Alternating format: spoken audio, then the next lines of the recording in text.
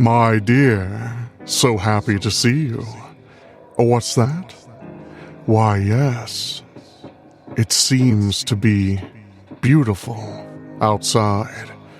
Not that I would know, at least not firsthand. Please, please, have your seat. I've of course had it ready for you. And of course, the fire is burning, nice and bright, cozy even when it's not the dead of winter, if you ask me.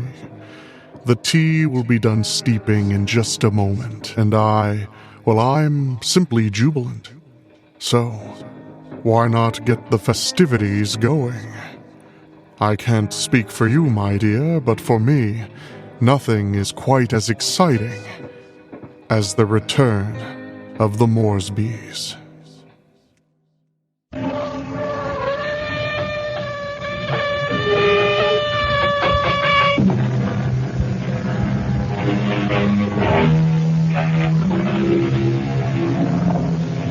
Come in. Welcome. I'm E.G. Marshall. Welcome to the sound of suspense, the fear you can hear. For the next 52 minutes, we're going to take you into the world of mystery, into the world of terrifying imagination. The story you are going to hear concerns a question which has been asked since the first men on Earth were born and died. Is there a life after death? Is there a way to return from the grave? And if there is, can we come back in the body of a living creature? Even one that has claws instead of fingernails? Here is one chilling answer. Dr. Singh, you have to tell me. Could my wife have come back as a bird? A sparrow, something like that? Well, your wife was a rather big woman, Mr. Moresby, in a physical sense. How about a snake? A seagull? How about a cat? A great, big, fat cat? A cat?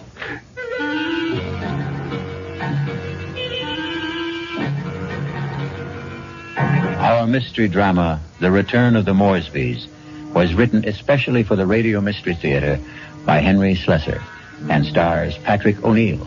I'll be back shortly with Act One.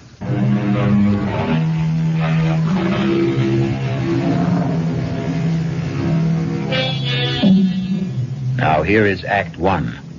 Like all murder stories, sooner or later, it reaches the office of a daily newspaper. You wanted to see me, Chief? You bet I want to see you, Prouty. Come in and shut that door. I bet I know what it's about. That story I filed on Richard Moresby, right? I got a flash for you, Prouty. This is a newspaper office, not a fiction magazine.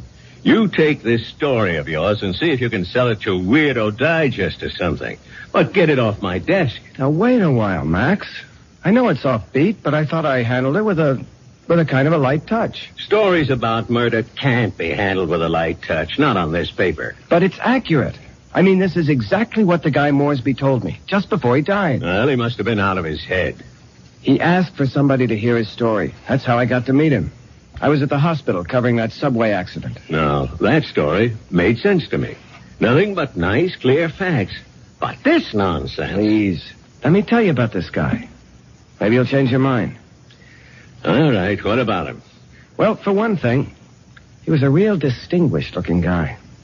The only thing peculiar about him was his eyes. His eyes? Yeah. They were the palest blue eyes I ever saw in a man. They weren't really blue at all. They're like silver. Big deal. So he had silver eyes. And when he started to tell me about himself, well, I just had to hear the whole story, Chief. Yes, I was born in You would London, have, too. but my family moved to the States when I was young. They didn't improve much on the climate when they did. We lived in Vermont. I don't think I was ever warm enough until the age of 24 when I moved to Southern California. I lived on beaches. A superb swimmer, a superior surfboarder, and a terrible bum. It was on the beach at Malibu that I met the woman who was to become my wife. Her name was Una. She was as pale as a gardenia with bones. Una had more bones than any other woman I've ever met. Lovely day, isn't it? I beg your pardon? I said it's a beautiful day. I don't think I've ever seen the ocean look prettier. Frankly, the Pacific always looked a little muddy to me. I wonder if that's what Balboa said when he first saw it. Well, he probably said, what a great place for surfing. Ah, I see you have a surfboard. Yes, as a matter of fact, I think I see a wave that I like. Will you excuse me? Oh, I wish I had the nerve to try it. Yeah, you really should. Well, bye now. Maybe I'll ask my chauffeur to teach me. I'm sorry. What did you say? Charles, my chauffeur. He's very good at sports. Come to think of it, that wave doesn't look so good after all. By the way, my name is Richard. Richard Moresby. How do you do? My name is Una.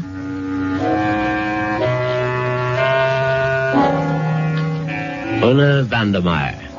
That was her name. As soon as I realized that she was from the Vandermeyer family, she didn't seem half as bony as she did before. In fact, not only did I become accustomed to Una's appearance, I was even able to tolerate her inane conversation. Can't you just feel the mystery of the stars, Richard? Sometimes I feel their vibrations as if they're trying to communicate with me. Do you ever feel that? Well, sometimes, I suppose. I really think we must be one with the universe, don't you? I really believe there's just one great universal soul, and we're all part of it. Don't you think so, too? Yes, of course. Right on, as they say.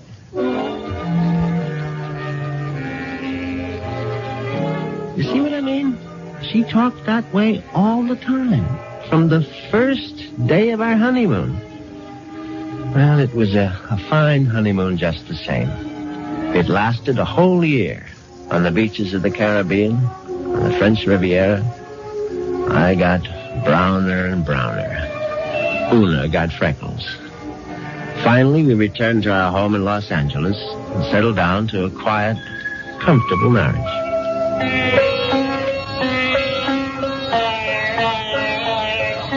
What on earth is that you're playing? It's sitar music, darling. Oh, it's just so spiritual. What made you buy the record? No, Dr. Singh recommended it. Who? Dr. Singh, at the Temple of Metapsychosis, you know. The Temple of what? Metapsychosis. I told you about joining the temple last week. Oh, Richard, sometimes I think you don't listen to me. Now, as you may know, Southern California abounds in quasi-religious organizations. And she'd gone through a number of them without discovering the universal soul at any of their altars. Darling, please come to one of Dr. Singh's lectures.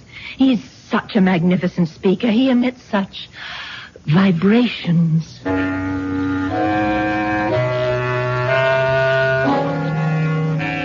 And I went. You see what an obliging husband I was?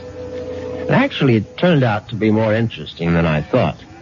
The temple itself was unpretentious, and Dr. Singh was an impressive man. And when he spoke, I realized why his message had such appeal for Una, because he preached a doctrine that combined eternal life with a love of small animals. The soul is immortal. The soul cannot die. The soul, upon leaving the body, must make its passage elsewhere.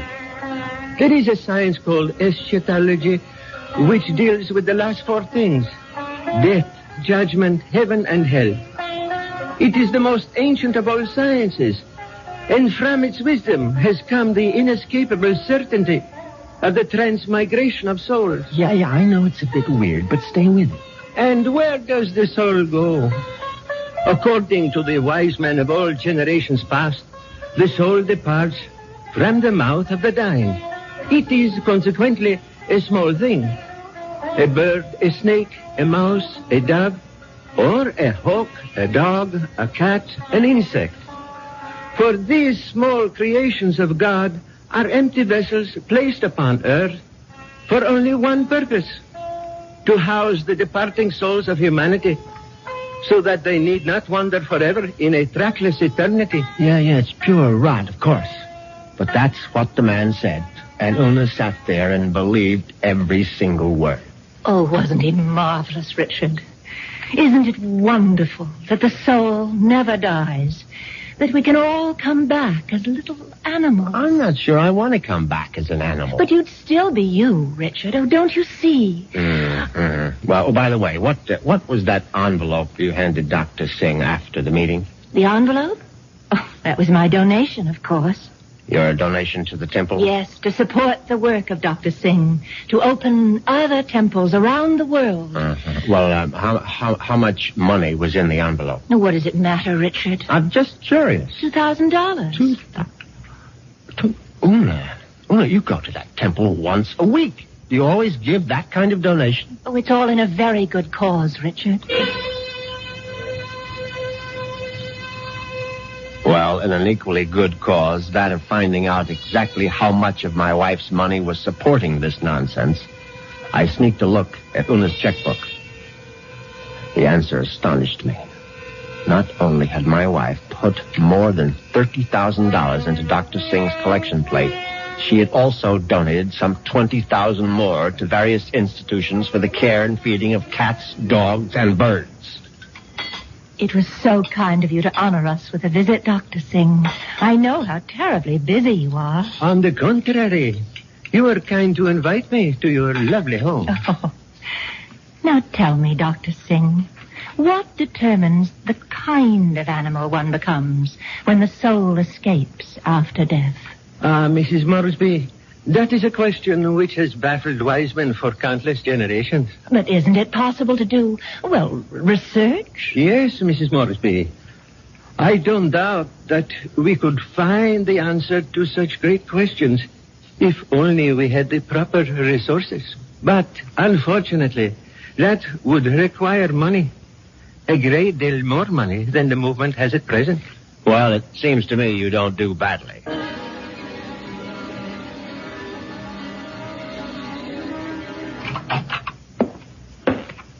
Well, there you are. Hello, Richard. Where have you been all morning? Right here, in my little sewing room. Don't tell me you were sewing. Oh, don't be silly. Actually, I've been composing something. A letter? Oh, something more important than that. Richard, do you realize that I have no last will and testament? Well, why should you? Healthy young chicken like you. I can't call myself young anymore, Richard. You'll always be young to me, darling. Oh, that's very sweet. But just the same, it's only practical to have a will. Would you read it over, Richard, and see if it sounds legal enough? Certainly. Well, let's see now. I, Una Vandermeyer Moresby, a resident of the city of Los Angeles, state of California, residing at 8 Sheridan Drive, being over the age of 21 and of sound and disposing mind and memory. Darling, this is superb. Where on earth did you get the language? Well, to tell you the truth, I copied it out of Daddy's will. The one that left you $10 million? Yes. Well, I don't see how you could go wrong. Let's see now. Not acting under duress, menace, fraud, or undue influence of any person whomsoever... And, good Lord, Una. What is it? What? You're not serious about this. Oh, about making a will? Well, of course I am. I mean, this bequest to the temple, mumbo jumbo. What's wrong with it? Now, listen, darling, I told you how important Dr. Singh's work is, but it requires money to carry it on. Tons of money. So the least I can do is to help the poor man as much as I can. But you're giving him 90% of your entire fortune. You'll still have $1 million if I go first, Richard. Isn't that enough? No, it isn't. I mean, the whole thing is ridiculous. Don't you realize that man is a fraud, a charlatan? What? Oh, for heaven's sake, Una, open your eyes. Don't you realize the simple truth? Your money won't build any temples. It's just going to line the pockets of that turbaned phony. Richard, what a terrible thing to say. Well, you told me you liked Dr. Singh, that you were very impressed by his theory of transmigration. Darling, I was only saying all that to please you. But now I'm telling you that the only thing Dr. Singh is planning to transmigrate is your money into his savings account. And frankly, I'm not going to let him do it. Richard, what are you doing? You're tearing up my will. That's right. How dare you do such a thing? It's my money, and I'll do whatever I please with it. Una, darling, I just want you to have a chance to come to your senses. Oh, there's nothing wrong with my senses. I can see very clearly what the real trouble is. If I didn't leave a will, all my money would go to you, wouldn't it? Well, naturally, I'm your husband. You don't have any other And evidence. that's why you're acting this way. It's just plain and simple greed. Una, listen to me. No, it's all right. It's all right. I'm glad you tore up that will, Richard, because I realize now that I was quite wrong. Do you? Yes. It's a mistake to leave only $9 million of my money to the temple. I'm going to leave all of it to Dr. Singh. When Una actually drafted that incredible document and called our attorney for a Monday morning appointment, I realized that I had to do something very drastic before the weekend was over. I had to kill my poor, misguided wife. I had to make her one with the universe.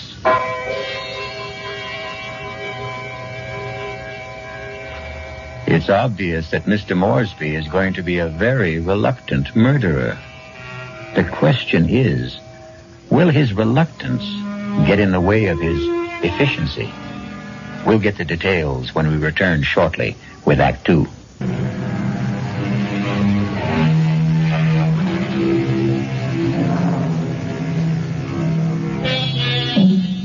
Now let's return to Richard Moresby.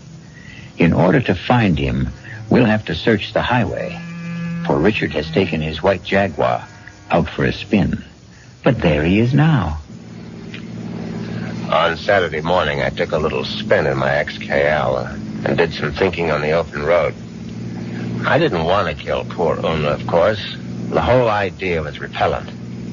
But on the other hand, the thought of Dr. Singh spending the fortune that was rightfully mine was even more abhorrent. However, I decided I would make one more stab at a reconciliation.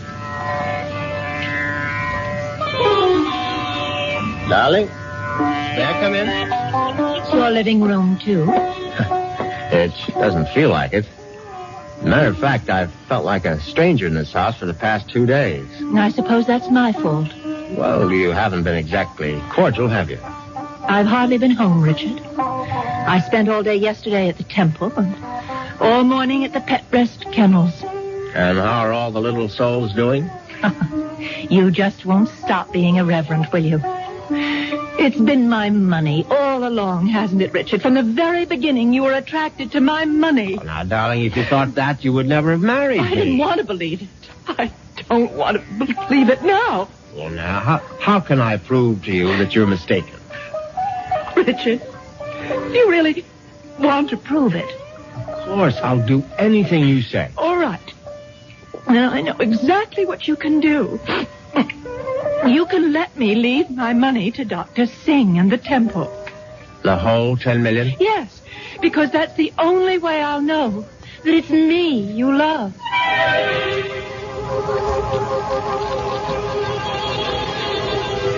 Well, you can't say I didn't try. But Una's decision now left me with absolutely no alternative. I was still deeply unhappy about the necessity of taking her life. However, fate was kind to me that very afternoon. Now you're sure that you want me to continue reading, Richard? Of course, darling. Well, I'm sort of embarrassed about this part. It's a paper that I wrote myself. Something you wrote? Yeah, I wrote it this morning. I was going to show it to Dr. Singh. It's, it's sort of a poem. It's called Death. Snappy title. Hope I can read my own handwriting. Death has become nothing to me. Death holds no fear for me. Come, death, I welcome you. Lead me to the woods, the waters, the air above the earth. Come, take me, death. Your touch is kind. Richard? Oh, Richard, why do you look like that? Is it really that terrible? Oh, terrible. Oh, no, my darling, it's beautiful. Do you mean it? You must give it to me, Una. I must have it. You like it that much? Yes, I certainly do. Oh, Oh, well, I'll type it up for you, Richard. No, I must have the original. No, just the way you wrote it. Oh, darling, I'm so flattered. What will you do with it? Oh, I'm going to put it in a frame, of course. And I know just where I'm going to hang it.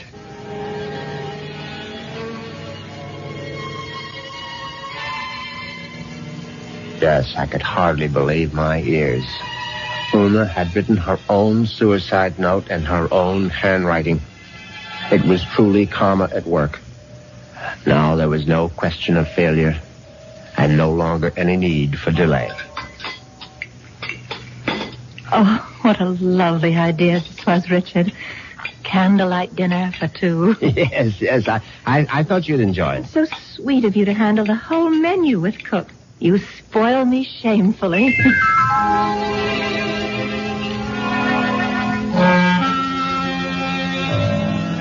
And that night, I spoiled her just a bit more by bringing hot cocoa to her in bed. Oh, Richard, you shouldn't have bothered. But I know how you like your hot cocoa before retiring, Una. You can't get to sleep without it. No, but Parker could have brought it to me. Oh, no, this is something I had to do myself. Oh. No, drink it down now. Yes. I'm drinking it. Does it taste all right? Oh, it tastes just fine.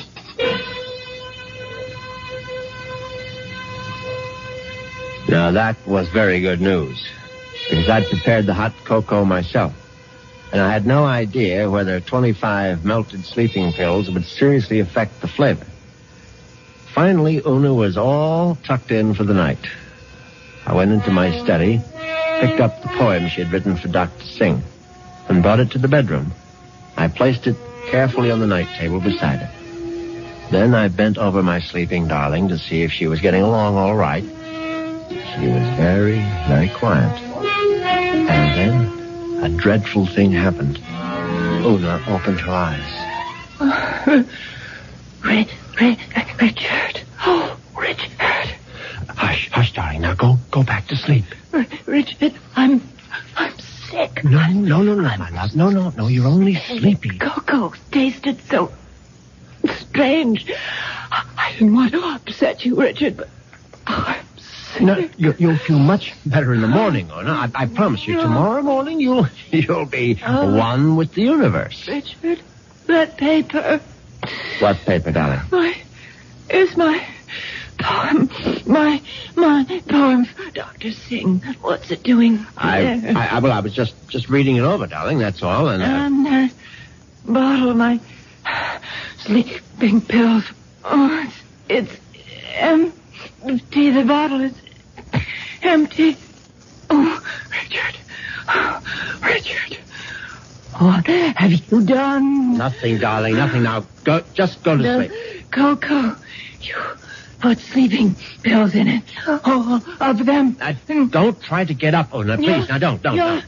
Trying to kill me. You're trying to murder. No, for heaven's sake, Una, now stop saying things like that. Do you want the servants to hear? Help somebody. Help. Now, come on, lie down. Lie down, Una, for heaven's sake. Come on, now, lie down. Lie down. There. That's better. You won't get away with it. You won't get away with it, Richard. I promise you. Anything you say, darling. I'll come back, Richard. You know I'll be back. Yes, of course. Just welcome death, Una. The way you wrote in your little poem. I'll be back. I swear it. Oh.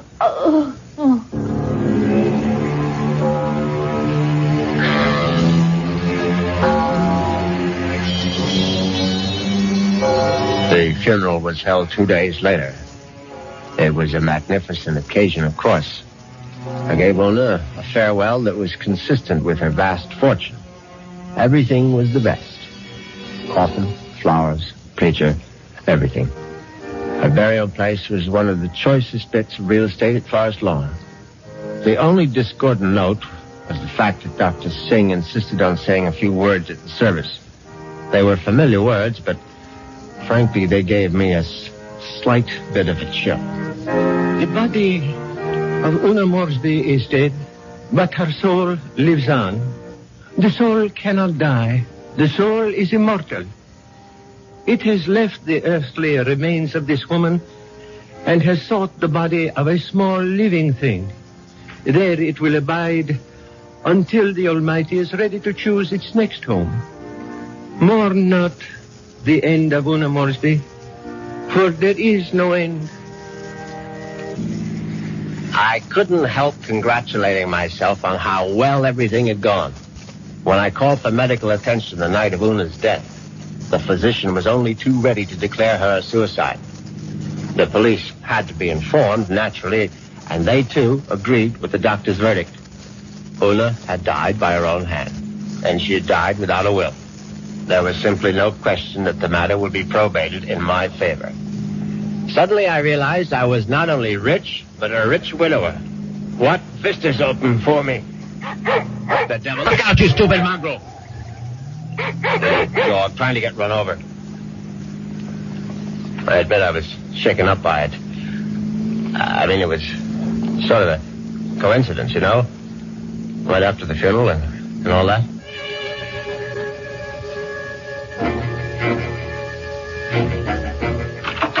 I was very glad to be home again, you can be sure. Excuse me, Mr. Moresby. Yes, Parker? Cook is worried about the raccoon, sir. The what?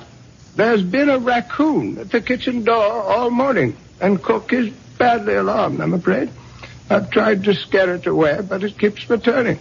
A raccoon, for heaven's sake? Why don't you just shoot it and make a coat out of it? I was wondering if you wished me to call the game warden, sir. Oh, please, Parker, do whatever you please about it. I'm going to take a nap. Yes, sir. Very good, sir.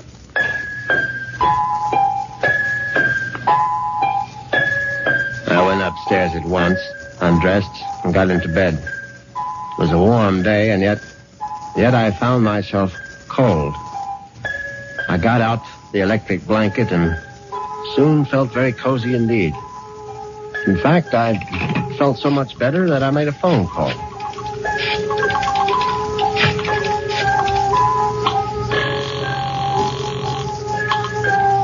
Hello.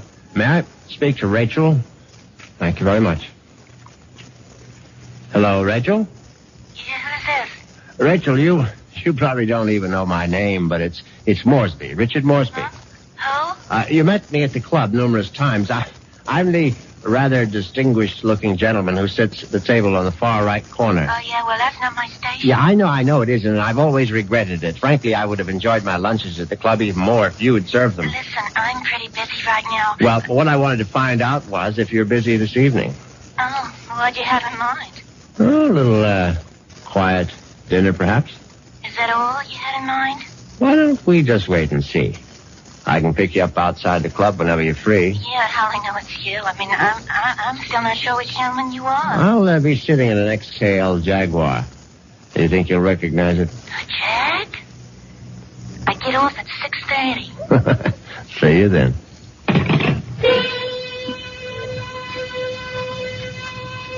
Yes, I was feeling very good now. Very good indeed. I would have drifted off into a pleasant sleep except for one thing. For a moment I thought a bomb had gone off in the room. Then I realized it was nothing more than a bird. A foolish sparrow had dived in headfirst into the plate glass window of the bedroom and now lay stunned on the carpet. I looked at the thing's fluttering little heart, and suddenly I was struck by a terrifying palpitation of my own. The dog, the raccoon, the bird. Good Lord. Could one of them have been Una?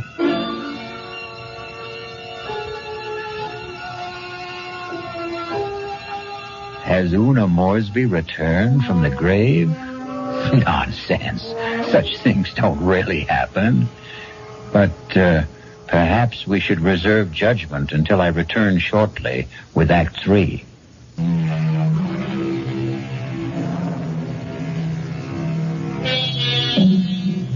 Now let's see if common sense has returned to our hero.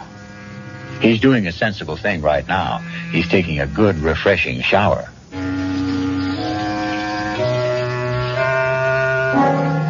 By the time evening came, I was feeling better. All my peculiar notions about Una's animal reincarnation seemed ludicrous as I stood in front of the shaving mirror.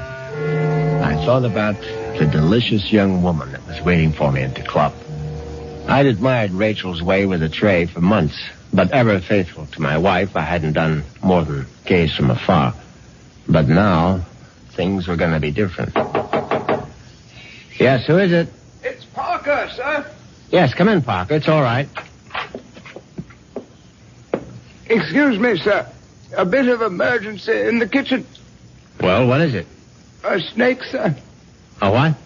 Cook insists that there's a snake curled up in the telephone wire. Oh, that's ridiculous, Parker. Cook says it's there, Mr. Moresby. They do get into the house sometimes. Well, tell Cook she's seeing things. Tell her to stop nipping at the cooking sherry, and she'll soon stop seeing snakes. Yes, sir. What was that? I would guess it was Cook, sir. Oh, for heaven's sake, go down and see to it, Parker. I'll try, sir. But I'm not very good with snakes, sir. Well, what do you think I am, an expert?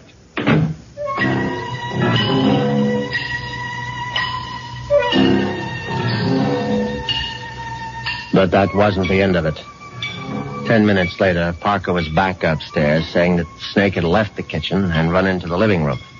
No, I suppose snakes don't run, they slither. It slithered into the living room and was now embracing still another telephone wire, obviously mistaking it for a long-lost love. But then, another unsettling thought came into my mind. What if the snake... No, that was ridiculous. Hello? Hi. Is this Mr. Moresby? Yes, who's this? Rachel, from the club. Oh, yes, Rachel, what is it? Listen, could you make it 6 instead of 6:30? I'm trying to sneak out a little early. Yes, fine, I'll be there as soon as I can. In the Jaguar, right? Yes, in the Jaguar. Listen, the reason I want to leave earlier is because my husband always picks me up at 6:30. What was that?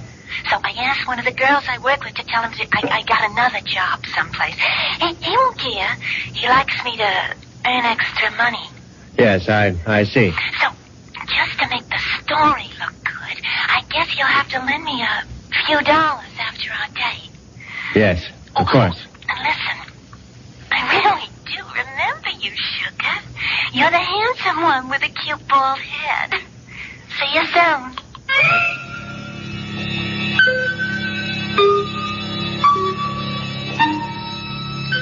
As it happens, I have a very full head of hair.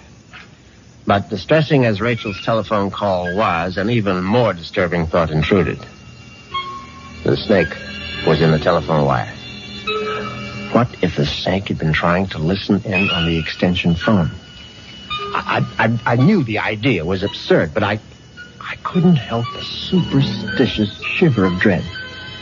In fact, I was so troubled that I decided to forego my date with Rachel, the waitress. It wouldn't matter anyway. She'd be angry at some man at the club with a cute, bald head. The next day, I did the only thing that really relaxed me. I went to the beach. It proved to be an excellent idea. I stretched out on the golden sand and let the sun warm me. I listened to the waves beating against the shore. I listened to the haunting cries of seagulls circling overhead. Suddenly I was aware that the gulls which had been hovering over the water were now hovering over me. Now, instead of their cries being sad and plaintive, now they seemed menacing. I stood up hastily, but the gulls seemed to be increasing in number. I saw their sharp, pointed beaks, their raking claws. They were predators, of course. How many times had I seen them swoop into a dive and snatch up some poor fish out of the sea? And there was one seagull in particular. Its beady eyes seemed to be staring at me. It was my imagination, of course. I wasn't a fish. I was a man, but just the same, I found myself running down the beach. Running for dear life. And that's when I knew it was time to see a doctor.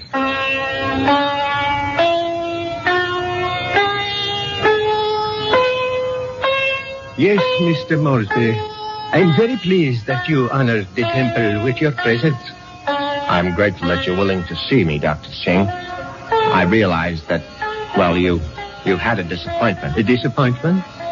I'm afraid I don't understand. I know my wife made certain promises to you concerning her will. I believe she mentioned some modest donation. She wasn't in her right mind, of course. I mean, when she took those sleeping pills. Yes, it was very sad. I trust that she has found the peace and happiness that she sought. Frankly, that's what I wanted to talk to you about. I mean, about whether you really believe that my wife is, well, that she's some kind of animal right now. But of course I believe it, Mr. Moresby. I don't merely believe. I'm positive. When your wife passed from this world into the next, her soul made its escape. Yes, I know how it goes, but what I'd really like your opinion about is what sort of animal do you think she might be now? I told you, Mr. Moresby, we have no way of knowing. But can't you take a guess? I mean, you said it might be influenced by a person's karma. Am I quoting you right? Yes, the kind of person she was in life may well determine the kind of animal she is now. Your wife was soft. Your wife was gentle. Your wife was independent in spirit. Now, what animal does that remind you of? I don't know. I can't think. Then go home and think about it, Mr. Moresby. Go home and try to be one with the universe. I went home, and I tried to be one with the universe. And when that didn't work, I tried being one with a bottle of scotch. I was still in the library, asleep in the big leather chair, when I heard the noise in the cellar. I simply had to investigate. I looked into the cellar and found that one bare bulb wasn't enough for a thorough search. I found a flashlight and went down the cellar steps. At first there was nothing I could see. But then, there's an empty oil can. Swiftly, my flashlight picked out the culprit. At first, I thought it would turn out to be a mouse, but instead, it was a large, white cat. I don't like cats. I never have. Skulking, cynical creatures. When the beam of my flashlight hit it, the cat froze. I saw it was an alley cat. Its fur shaggy, its eyes baleful in the light. It was fat, and yet it was bony, too. I said scat, but it didn't scat. Instead, it started to walk toward me. And I knew for certain what Dr. Singh had meant. I knew for certain I was looking at the reincarnation of my wife. As soon as that hideous apparition howled at me, I made a cowardly dash for the cellar door. Once I was on the other side, I remembered the hunting rifle that Una had given me for Christmas. It stood unused in an upstairs closet. I found it. I loaded it and brought it back to the cellar.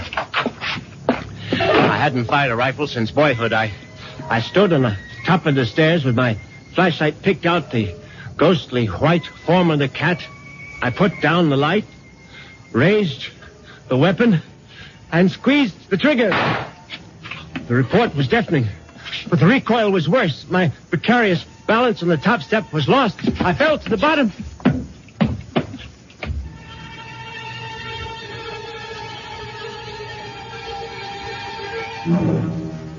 I tried to get up again, but the pain in my right leg was agonizing. I found out later that it was broken. But the cat was still alive. And it was regarding me at eye level now. Its fur matted with plaster dust. Its eyes filled with hatred. I tried to crawl toward my fallen rifle. Just as I saw the creature advancing toward me, I screamed, "Una!" Oh, my hand was on the rifle now, grasping it Too quickly in my panic, my fingers touched the trigger and the rifle went off again.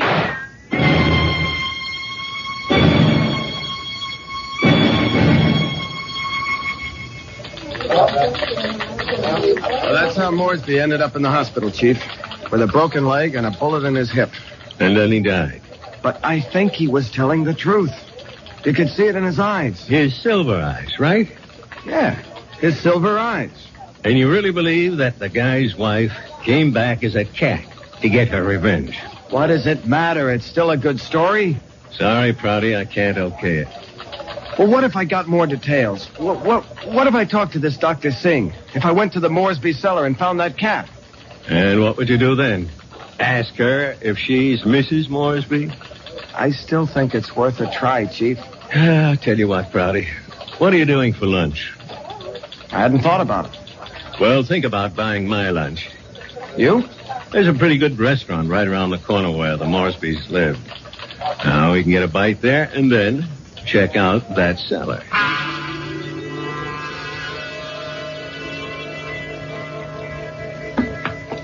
So, this is where it happened, huh? Moresby fell from these steps when he fired that rifle. Hey, you can still see the plaster dust where the bullet hit. Yeah, I see it. But I don't see any white cat.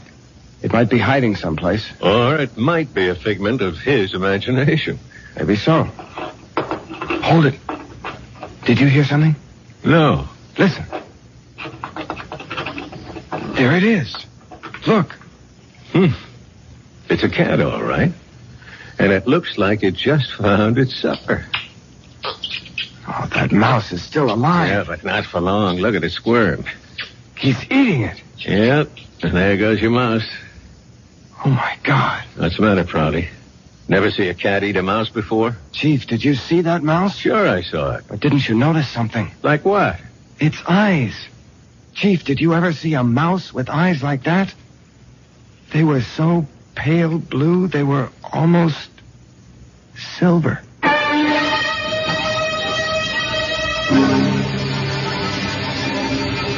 And so the cat and mouse game comes to an end. But according to Dr. Singh, there is no end. Perhaps Richard Moresby will have his turn next in another afterlife. I'll be back in a few moments.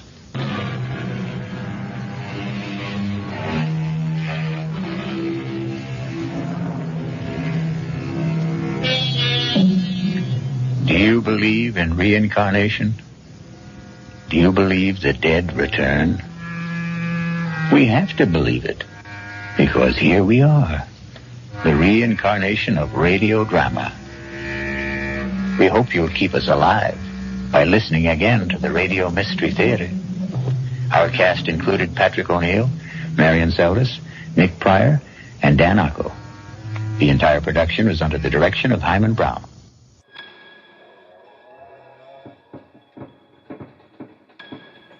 My dear, aren't memories something? I don't mean to be obtuse, I just mean there's so many things to so many people. And, well, beyond. Some memories are sweet, some memories are sour, some memories are a combination of the two. And some people like bittersweet more than they like sweet alone. But no memory has me as bitter as that of John Jock Todd.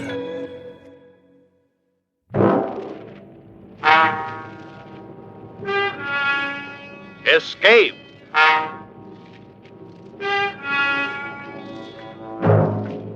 You are groping in the dark of the African jungle night, trapped on a wharf above a crocodile-infested river, fighting for your life against a ruthless giant from whom you must escape.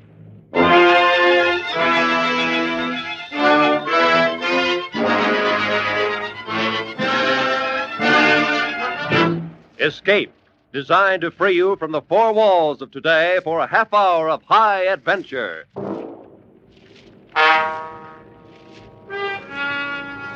Tonight we escape to the dank jungles of the Segwanga Valley in Africa. into the heart of a courageous man, as Robert Simpson told it in his story, Jock Todd.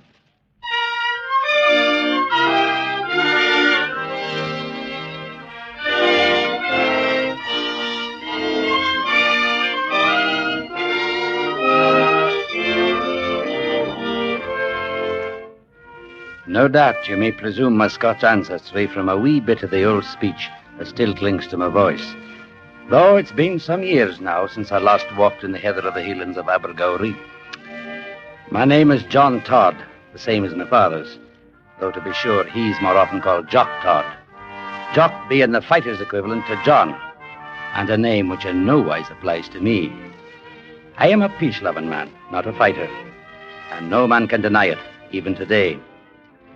However, in other respects, I was a raw lad for certain when I sailed out from Glasgow and came here to this heathen land of Africa. And that's a thing which cannot be said of me at present. If a man lives at all in this steaming hot jungle of the Niger River, then he must learn very quickly, and most especially so if he lands at that dirty little trading post on Segwanga Creek.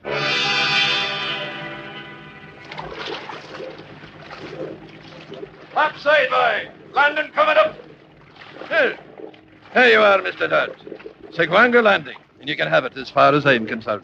Well, I might say the Parlour Company had somewhat more elaborate offices in Glasgow, Mr. Simpson. No doubt about that. And how long did you sign up for? 4 years. 4 years. Lucky for them they catch you fellas in Glasgow before they ever seen the place. Can't be so bad. Those are fair-looking buildings there on the bank. Fair-looking buildings? Hey, what's that help? Ease into it. You want to tear out the wharf? I don't suppose you've heard anything about Brock. Well, they told me I should report to the agent in charge here, a man named Captain Brock. Captain Brock. Every agent in this stinking jungle calls himself a captain. That's him there in the wharf. Easy, boy. Get a line ready now. All right. Cut the motors. He's a fair-sized man for certain. He's big enough, all right, in some ways. So is a gorilla. Watch out for him. Can I say I understand you? You will, Mr. Todd, if you live long enough. Up there, topside.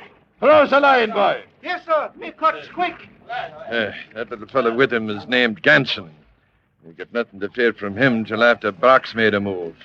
He's a sneaking little jackal, but he never makes his own kill. I still can't understand what you're talking about, Mr. Simpson. You'll find out soon enough. Wouldn't help you now to go ahead of time. I dock here once a week on the river run, but you're still on your own. You'd better know it right now.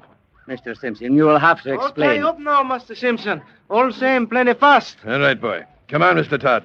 You may as well meet your new boss. Good blimey, look what the Home Office sent out to us this time. Shut up, Ganson. Well, Simpson, you are half a day late. When I start running my boat on a schedule, I'll send you a copy of it, Brock. If there was another boat on this river I could ship my stuff on, you know what I would do then, don't you? No, you wouldn't, Brock. Not as long as you know I carry a gun. You there. You the new junior assistant. That's right, sir. My name is John Todd, and I assume you're captain. I'll take the time to find out your name later. And I do not give 2 cents for what you assume. That's telling the boss. Ganson, did not I tell you to shut up? Yes, sir. And get out. Clear those natives off the wharf. Right, you are, Captain. All right, move along now, you ready, Peggers. Come on, move now. You there. Oh, teach you to step down to get along. Get up, you devil. I have some brandy up at the bungalow, Simpson, if you would like a drink while the boys are loading. I just had a drink. On board. You there, whatever your name is? It's John Todd, sir. So it is John Todd, is it? And I suppose you call yourself Jock, like the rest of your blasted countrymen. No, sir. Jock is a name for a fighting man, such as my father. Can I say it fits me? So you are not a fighting man, eh? It makes things a lot easier, don't it, Brock? As soon as your boat is loaded, you can bring the lading bills up to the office. Well, Todd, are you going to stand here on the wharf the rest of the day? No, sir, but I thought you'd be wanting You to... start! You are not paid to think. Get your stuff up to the bungalow and be quick about it. Whatever you say, Captain Brock. 4 years of it, Mr. Todd. Welcome to Segwanga.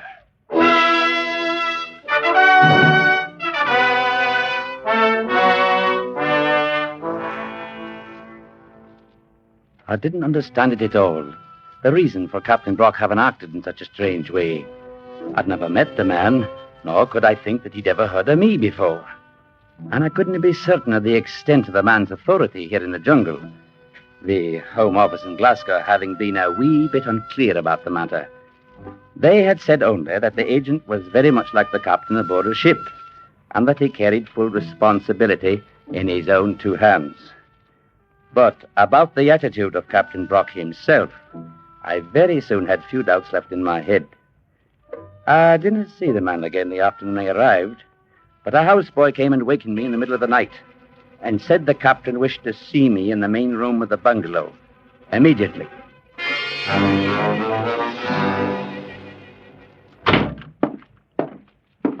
Captain Brock, the boy said you'd sent for me, sir. You do not have to tell me that. It took you long enough to get here, too. Oh, it took no more time than to pull on a pair of pants. So it makes you argumentative to wake you up in the middle of the night. I was not intending to be so. I am not interested in your intentions, Mr. Todd. You will learn to keep a civil tongue in your head. Well, I was not meaning... Shut up! That's better. And I suppose you're wondering why I had you waked up like this in the middle of the night. I'll presume you had a reason. Oh, you presume, do you? Oh, yes. And what do you presume the reason is? I'm afraid I couldn't say. Then I will tell you. I sent for you, Mr. Todd, simply to show you I can have you waked up any time I please to. You had no other reason than that? None at all, Mr. Todd. A fighting man might resent it, but then you are not one, are you? Too bad. If that's all you've got to say to me, then I'll go back to my bed. That is all. Now get out of my office. Just as you say, Captain Brock.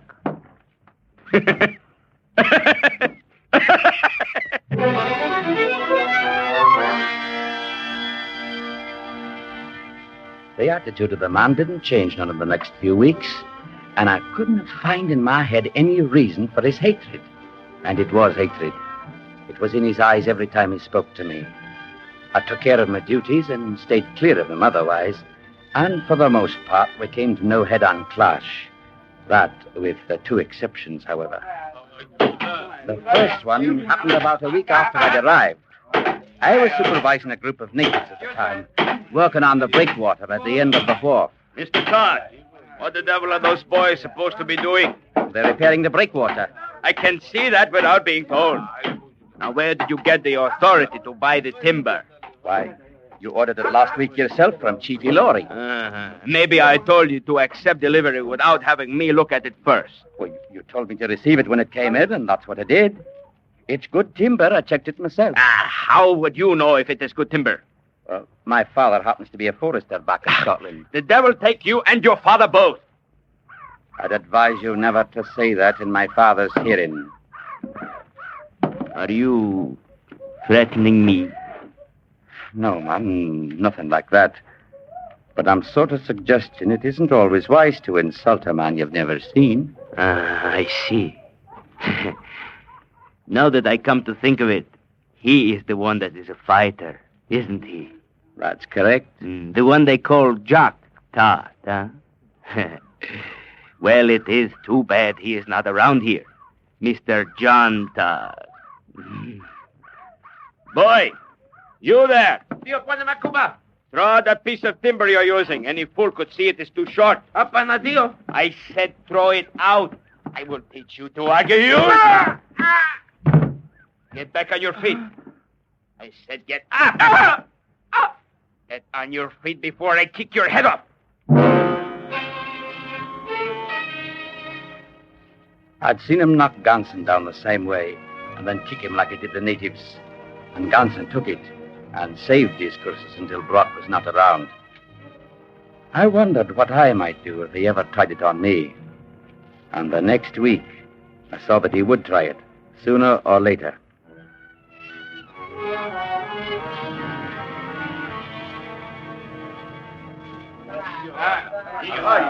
Chief Joanna and his boys had come in from back country with a dozen canoes full of palm nuts. And I was out in the warehouse checking in the load.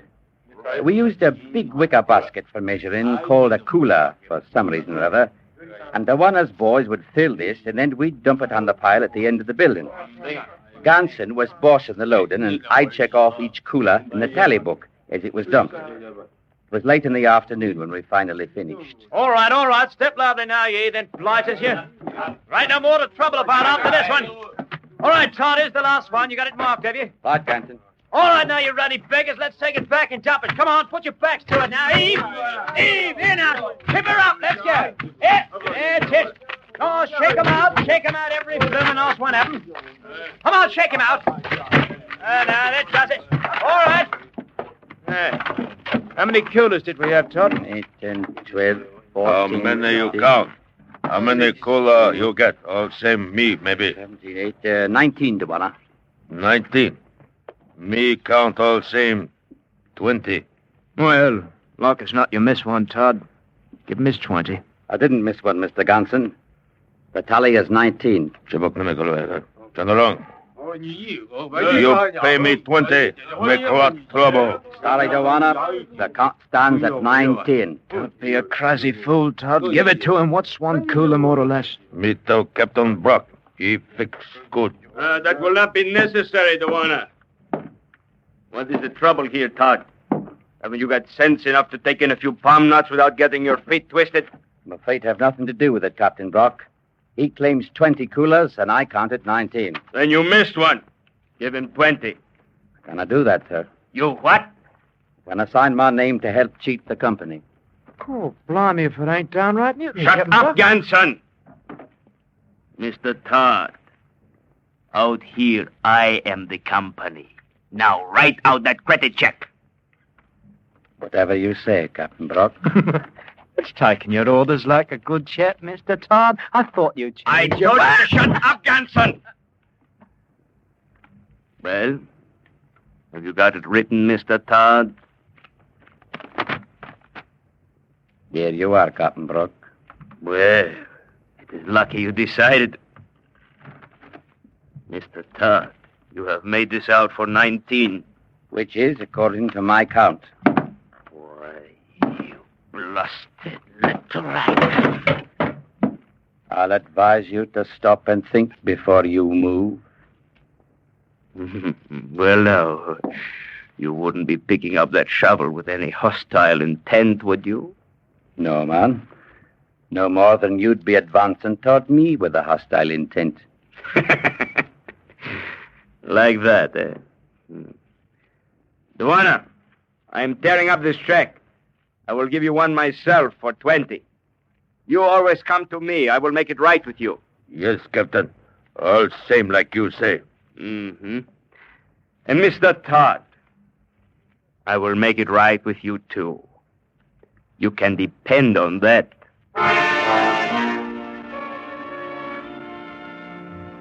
Brock stayed clear of me for a few weeks, and outside of the job of work I was hired to do, I had no words with him.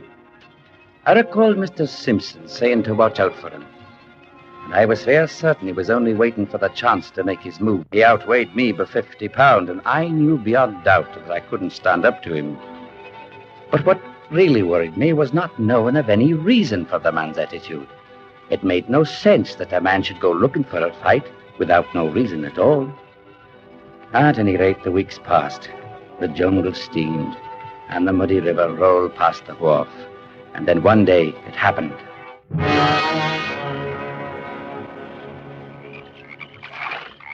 Sunday was my one free day in the week. So I'd hired a canoe and paddled upstream for a visit with a fellow countryman at another trading post, some few miles away. It was just getting dark when I came back to the wharf, and when I got in close, I saw Brock standing there, smoking and leaning on a piling at the far side. The watch boy squatted near the edge, waiting to take the line from my canoe. He caught it and pulled the boat in and made it fast. And I climbed out onto the wharf. You have a good trip, Mr. Todd? Not so bad, a bit hot, that was all. You savvy which place canoe man live? Yes, sir. Live on Breakwater side. Then go tell him come get canoe. Tell him 2 day pass. I give him check for pay. Oh, yes, sir. Me go now. Tell man plenty soon. Boy! Huh? You there. Yes, sir, Captain Brock. Did I give you permission to leave the war? No, sir. But Master Todd... Did I tell you you could leave? No, sir. All right. And go get the head man. Tell him I want him here right away. And you come back with him. But Captain Brock, sir. Move, boy. Yes, sir. All right, Todd. Get up to your quarters. I think I'll be staying right here, Captain Brock. If you're planning to tie that boy to a post and flog him, as I've no doubt you've decided to do, then you'll be having a word with me first. Oh, blimey. Ganson, is that you? All right, you are, Captain. I heard what he said. If it's a witness you want, sir. I will tell you when I want anything. All right, Captain. No, I'll let you know. Take Mr. Todd up to his room and keep him there. I will attend to him later. If either of you lay a hand on me, it'll be a most unfortunate day in your lives. Oh, you don't say so, Mr. Todd. Mr. John Todd. I've told you what you may expect. So you have. I am not to lay a hand on you. Not even like this. Oh, do the proper, Captain. Hit him again. Come on, Mr. Todd, get up! I felt his foot smash into my side. I tried to get up onto my knees, and I couldn't. I told you to get up! Again, I knew it wouldn't take many to finish me off. My head hung over the side of the wharf. I made one effort and rolled off into the water. Hey, he's going into the water, Captain. Maybe he can't swim. That is his hard luck. But suppose he drowns. The resident commissioner will be down on us for certain. I don't want no trouble with him. Shut up, Ganson. Yes, sir. He can't swim all right. There he is now, climbing out on the bank. Blimey if he ain't. What's the matter, Mr. Todd? You are not leaving us, are you? You have not changed your mind about having a word with me, have you? Mr. John Todd?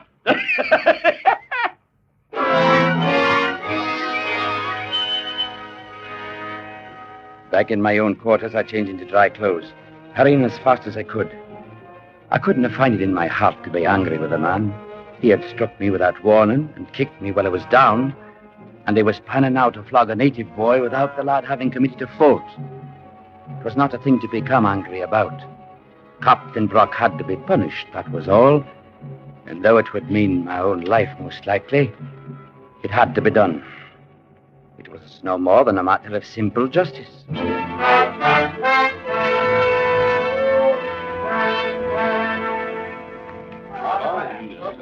Within 5 minutes, I was back at the wharf. The watch boy had come back with the headman, and a group of natives had gathered around the circle of light thrown out by a hurricane lantern. They didn't see me at first. All right, Ganson. Pull his hands up over his head and tie them there. Stretch him out. Right you are, Captain. The watch boy stood there trembling with fear while Ganson bound his hands to the heavy post. Hurry up, you clumsy fool, and make it tight. I wanted to hang there after I'm through with him. Oh, he'll do that all right. Captain is Todd. Well, Mr. Todd, you are just in time to see the boy get what is coming to him. Brock, I told you before, you'll not be doing this without having a word with me. I was under the impression that you had already had your word, Mr. Todd. You've been laying into me ever since I came here, for reasons of your own, whatever they might be. And what do you plan to do about it, Mr. Todd? You may be somewhat within your rights in that respect, but you're not so when you hit a man without warning and kick him while he's lying on the ground. Go on, Captain. Give him what for. Go I on. take it then, Mr. Todd, you have objections to hitting a man without warning. Perhaps it is a thing your father would not think of doing. No objections, Mr. Brock, now that I know you do it. For it's a thing that one can do as well as the other. God, blimey, he hit you, Captain. I don't mind now that I know it. I cuffed him along one side of the head and then again at the other. And while he rocked back from the blows, I clutched my hands around his thick neck and sank my fingers into his throat. Stop him, Captain. Boy, tears out your bloody throat. Stop. Cursed and struggled and twisted, but I held on and kept choking him, clenching my hands tighter and tighter. He struck at me and I let go with one hand and cuffed him again on the side of the head. Blasted no! Oh, that was somewhat of a mistake on my part. But the blow enraged him, so he tore himself loose and smashed his fist into my face. You got him now, Captain. Give it to him. Give it to him. I will show you if you can. Kill him, Captain. Go on, kill him. Get up, Todd. Get up. Go on, Captain. Kick his bloody head in for him. Give him a good... Look out, Captain. Look out, he's got your ankles. Let go, you dirty... Have you got to kick him, man, when he's done, rat.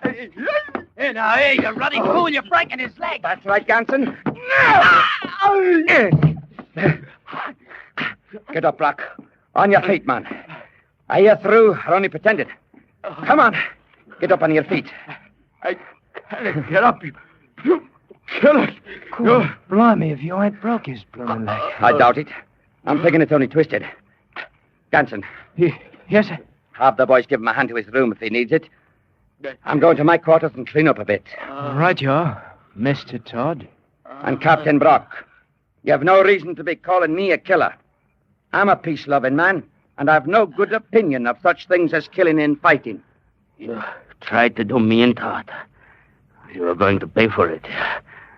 I'm going to kill you for it, maybe today or maybe next month, but I'm going to kill you. You can count on it.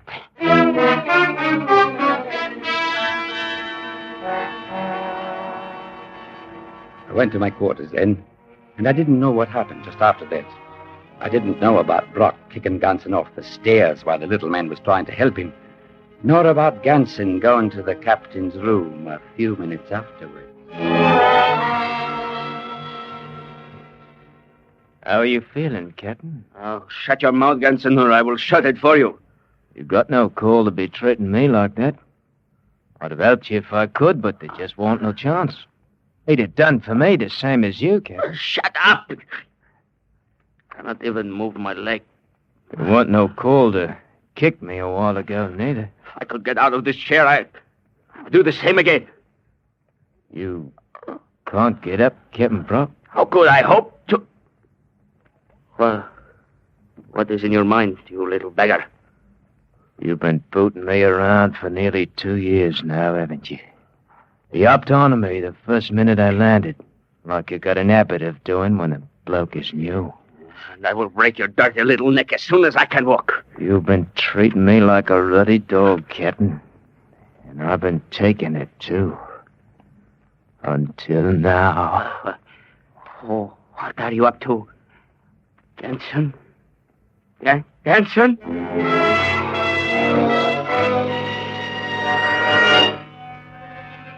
I sat there in my room for a long time, holding the pistol I'd taken from a drawer of the desk.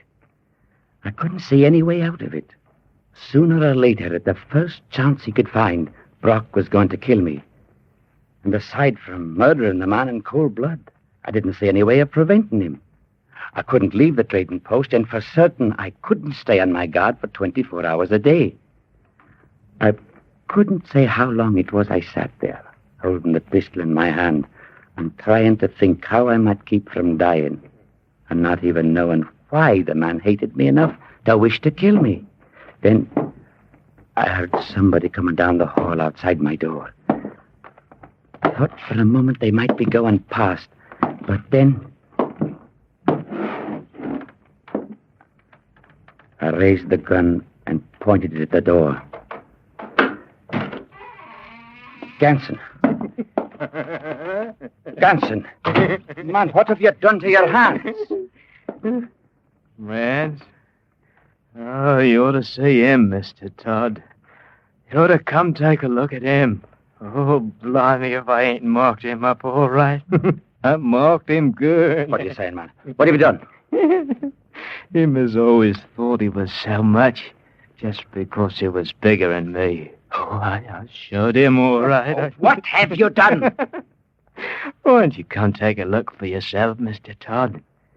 Come and see what used to be so high and mighty, calling itself Captain Brock.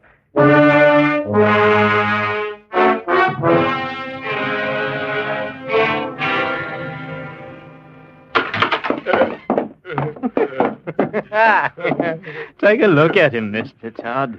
He ain't quite so tough now as he was before. Man, what have you done to him? Please do not let him hit me. Please do not let him hit me again. With my own 2 hands, I done it, Mr. Todd. I beat his face to a pulp, I did. Beating a man while he's helpless. You're as bad as he is, Ganson. Please do not let him hit me again, Mr. Todd. He's not going to hit you, Brock. Get to your room, Ganson. Come on. Oh, all right, Mr. Todd. Anyway, I marked him. I marked his face up good so it'll show for a long time. Don't let him hit me again. Shut up, you great blubbering baby. Most like you lived through it all right. Though you may never look the same again. Well, I heard you've been having a bit of excitement. Oh, Mr. Simpson. I docked at the wharf 10 minutes ago. The boys told me what had happened. Good Lord. You did all that? Oh, not to his face. Ganson has been settling up an old score. I'm afraid the little man has a vicious disposition. I never thought I'd see it. Brock, crying like a baby. Aye. And the sound of it fairly sickens me. Suppose we step outside and let him be? Don't let him hit me, please. Don't. Mr. Simpson, I've found out why Captain Brock hated me the way he did. Why he threatened to kill me. Eh? What do you think it is? The man's a coward, that's all. You saw him in there just now. He knew he was a coward, and he was afraid I'd find it out. You may be right. There's no doubt of it. And I'm thinking you'll have him for a passenger when you go back downriver. He'll not be able to stay here now that we understand him. And I'll see to it that Ganson goes along with him. Well, I can't say that I'll mind the change. I mean, doing business here from now on with a gent by the name of Jock Todd. Jock? Oh, no. You're taking me all wrong. I'm a peace-loving man, and my name is John. It's no wise proper to call a man Jock unless he's a fighter. Now, you take my father, for instance. There's a man who can hold his own in any kind of company. But I remember...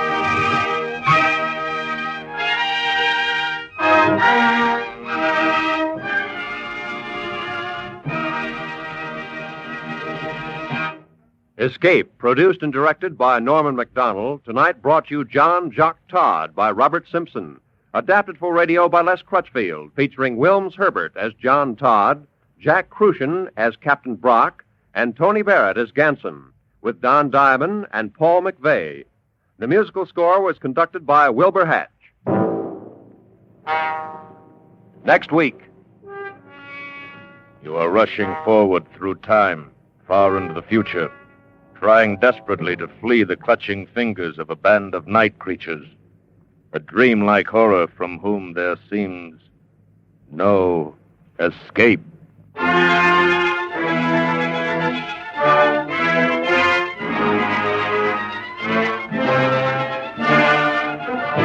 Next week, we escape with H.G. Wells' awesome story, The Time Machine. Good night, then, until this same time next week, when once again we offer you Escape. This is CBS, the Columbia Broadcasting System.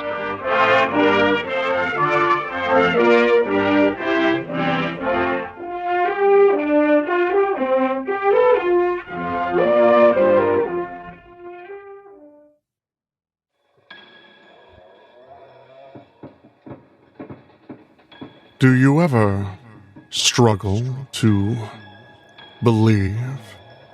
Not necessarily anything spiritual or religious, heaven forbid. No, do you ever struggle to believe your own will, your own observations? The observations of others are easy to doubt, but when doubting oneself, things can get a little messy, and quickly at that.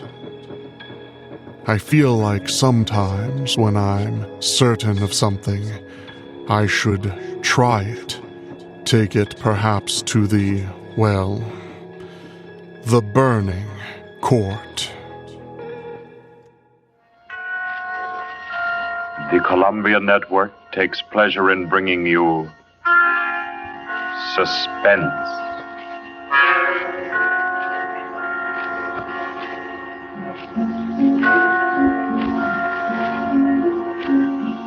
Suspense. Stories from the world's great literature of pure excitement.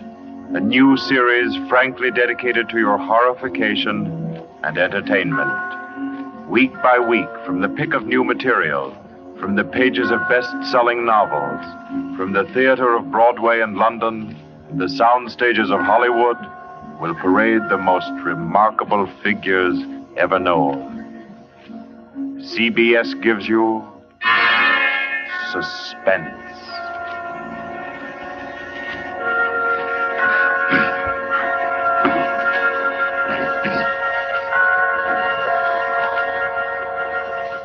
Tonight's presentation is one of the finest of the contemporary stories of mystery and terror.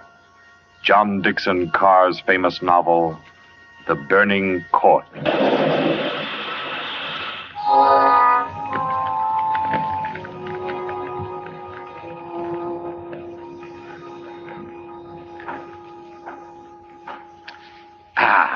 A glass of sherry by the fireside of a beautiful suburban home. What could be more comforting? You're an admirable host, Mr. Depard, and it's really a shame our first meeting is under such a cloud. It's also a shame I have so little time to tell you which one of your guests here murdered your uncle last week.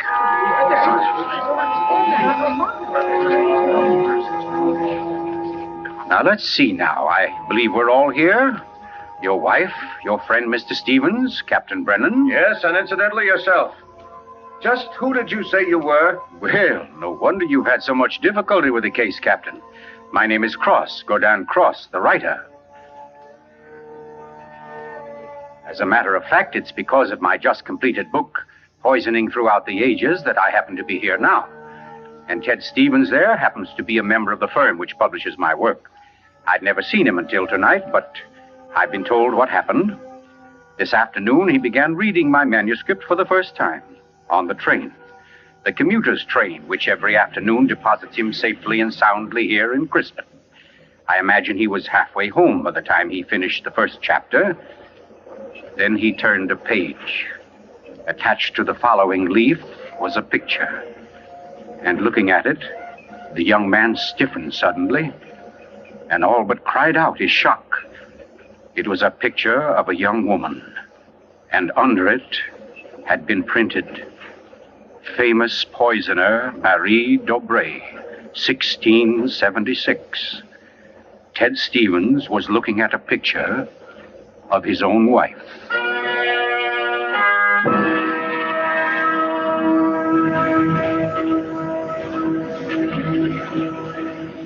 Imagine his 25-year-old wife in 17th century costume. The face, the features, even a wistfulness of expression were identical. Even the name, Dobré, was his wife's maiden name. But no, that was ridiculous. This woman in the picture was, well, one of his wife's ancestors. Yes, that was it. Simply an amazing family resemblance. Marie would be waiting for him at the station, and he'd have to tell her about it. He wondered why, however, she'd never told him about. Oh, well, but you don't discuss such an ancestor, do you? Ted Stevens glanced down at the chapter to which the picture had been attached. It was entitled, The Affair of the Non-Dead Woman.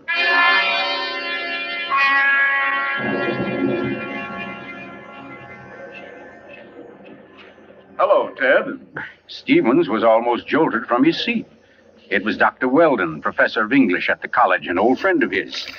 Quickly, he thrust the picture beneath the manuscript and moved over. Hi, I didn't see you, Doc. Oh, here, have a seat. Oh, I thought maybe you were giving me the, what do they call it? The brush off? Oh, no, say, as a matter of fact, Doc, you're the one man I do want to see. Yeah? Very flattering. Remember those discussions we used to have about murders? Better than bridge anytime. Well, I got the idea that you'd made sort of a hobby out of the old cases, the historical ones. Well, I've studied quite a number of them, yes. Ever hear of a woman named Marie Dobré? Marie Dobré? Marie Dobré. Oh, yes. That was her maiden name, of course. One of the finest specialists in arsenic poisoning you could ever hope to find. Oh, we're almost at our station, Ted. Let's get to the door. Yes, a real charmer Marie was. Must have disposed of 100 husbands, lovers, suitors, and just plain friends before she was caught. What happened to her, Doc? She was beheaded and burned. Crispin!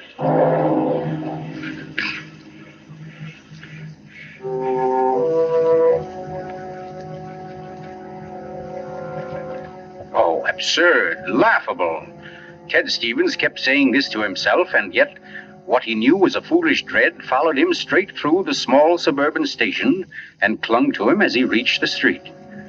And there in the roadster was Marie, leaning toward him a little to hold the door open and smiling at him. Oh, Ted, what on earth are you staring at? That streetlight shining on your hair. I like that. Oh, you're tight. Come on, get in the car.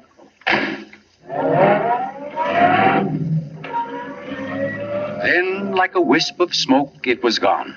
The whole ridiculous fear, the delusion.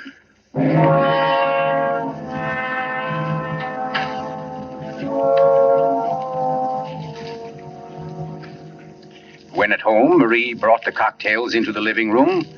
The logs were burning brightly in the fireplace, throwing a soft, dancing glow upon a room that was darkening with dusk.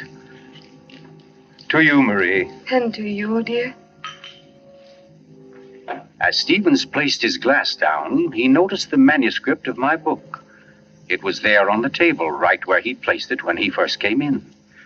Deliberately, he turned from it, and then turned back. The manuscript had been moved. Only an inch or so, but it had been moved. Keeping his back to his wife, he thumbed through that early chapter and discovered, just as he knew he would, that the photograph was gone. For a long moment, he thought of what to do. Then slowly, he turned around. This book by Cross I brought home. Yes? There was a story of a poisoner in it. Rather funny. Her name happens to be the same as yours. Oh, your maiden name, that is. Oh, that is odd, isn't it? Darling, was she a relative of yours? Why, Ted, you're serious. In a way, yes. Oh, I don't mean it's really important. It's just that, well, when you run across a person who's a dead ringer for your own wife and who lived 300 years ago and was a top-flight poisoner, well, you like to hear about it, that's all. What on earth are you talking about? Darling, be honest with me. Didn't you look at this manuscript when I was out of the room? No. You didn't take out a picture of a poisoner named Marie Debray? I most certainly did not. Oh, Ted, what is this all about? What are you getting at? Oh, just this. Somebody took that picture out of that manuscript since I'd been home. Now, who's that? Well, I'll take a look. Wait, I don't feel like... Why, it's Mark Depard. Mark? Ted, wait a second. Yes? Ted, whatever it is he wants, promise you won't do it. Promise I won't do it? I mean, promise you won't get yourself involved. Please, Ted, don't go out tonight. See, what in the world is... Well, anyway, we can't let him stay outside. Mark, how are you? Come on in. Thanks, Ted. Just thinking about giving you a call later. Oh, let me have your hat. Oh, thanks. Marie, I hope you'll excuse me for popping in like this, but, well, I wanted to talk to Ted. It's rather important. Oh, I don't mind at all. Come on, Mark. We'll step into the library. Oh, you mind, dear? Of course not, Ted. I'll be making the sandwiches for her. Oh, grab that chair in the corner, Mark. Well, let's hear it. What's the trouble? Ted, my Uncle Miles was murdered. Murdered? Oh, the talk hasn't reached you yet, but it's already started. Nothing definite, of course, just that there was something wrong about Uncle Miles' death. But I don't... Mark, are you sure of this? You know he was murdered? I don't know. Of course I don't. I just don't see how it could be any other way. Uncle Miles, you know, had been sick for quite a while, but last Saturday he seemed so much better that Miss Corbett, that was his nurse, decided to take the day off. And, oh, you know all this. You and Marie were over that afternoon. Anyway, Lucy and I went to the club that night, to that masquerade party, and we left the old boy completely alone. I've cursed myself 1,000 times since. But what about your housekeeper, Mrs., what's her name? Henderson. Wasn't she around? Oh, sure. In that little house out in back. We told her to look in now and then, but, well, that wasn't good enough. It was after midnight when Lucy and I got back. Uncle Miles was dying. Ted, it looked exactly like one of his regular attacks, but then later, after he was gone, I happened to glance under the chest of drawers in his room. There was a small silver cup under there, almost drained, and Uncle Miles' cat. The cat was still warm, but quite dead. Oh. I managed to get the cat out of the house and buried without anyone seeing me. Next day, I had the contents of the cup analyzed. It was poison? Yes. Arsenic. Well, what do you want me to do? Help me open the crypt. What? I want to have a private autopsy performed. Help me get Uncle Miles' body out of that vault. Oh, I know it's a tough job. The thing is sealed solid, but we can do it. You mean without the police knowing about it? Without anybody knowing about it. Mrs. Henderson's visiting her sister, and I managed to send Lucy over to the club. You must be crazy. You're playing with dynamite, Mark. This is something you've got to tell the police now. I can't take that chance. But they'll have to know sometime. You're only I've delaying... got to know first, I tell you. You don't understand, Ted. There was somebody in Uncle Miles' room that night, handing him something in a silver cup. Mrs. Henderson was on the porch by the window. She saw her. She saw her? Ted. She thinks it was my wife. Oh, Lucy. It doesn't mean anything to Mrs. Henderson yet, because she doesn't suspect anything, but, well, Ted, you've got to see why I've got to be sure, why I've got to know how Uncle Miles died. Because it wasn't Lucy, Ted. I know it wasn't. Of course not, Mark. She had an alibi. Well, she was with you at the club, wasn't she? Yes. Except for half an hour. I see. You'll help me, won't you, Ted? When do we start? As soon as you can make it. Okay. Come on now. I'll get your hat. You trot on ahead, and I'll come over as soon as I can see Marie. But you're not going to tell her about this. Of course not. I'll think of something. Don't you worry about it. No, thanks, Ted. Thanks a lot. Marie? I'm coming. Darling, Mark asked me to... I know, Ted. Here. You better take these sandwiches with you. You'll be hungry. But you knew I was going out? Yes, I knew. You listened to us? I couldn't help it, Ted. I had no idea what Mark's visit was about. They talk about his uncle's death. There's a lot of gossip about it in the village. That's why I tried to tell you. Why I didn't want you to get mixed up in it. But it's too late now, isn't it? I mean, you're going. I can tell by the way you look. Ted, wait a second. There's just one thing I want to tell you before you leave. And that is that no matter what happens, no matter what you find or think or believe, I love you. You'll remember that, won't you? I'll remember you said so, Marie.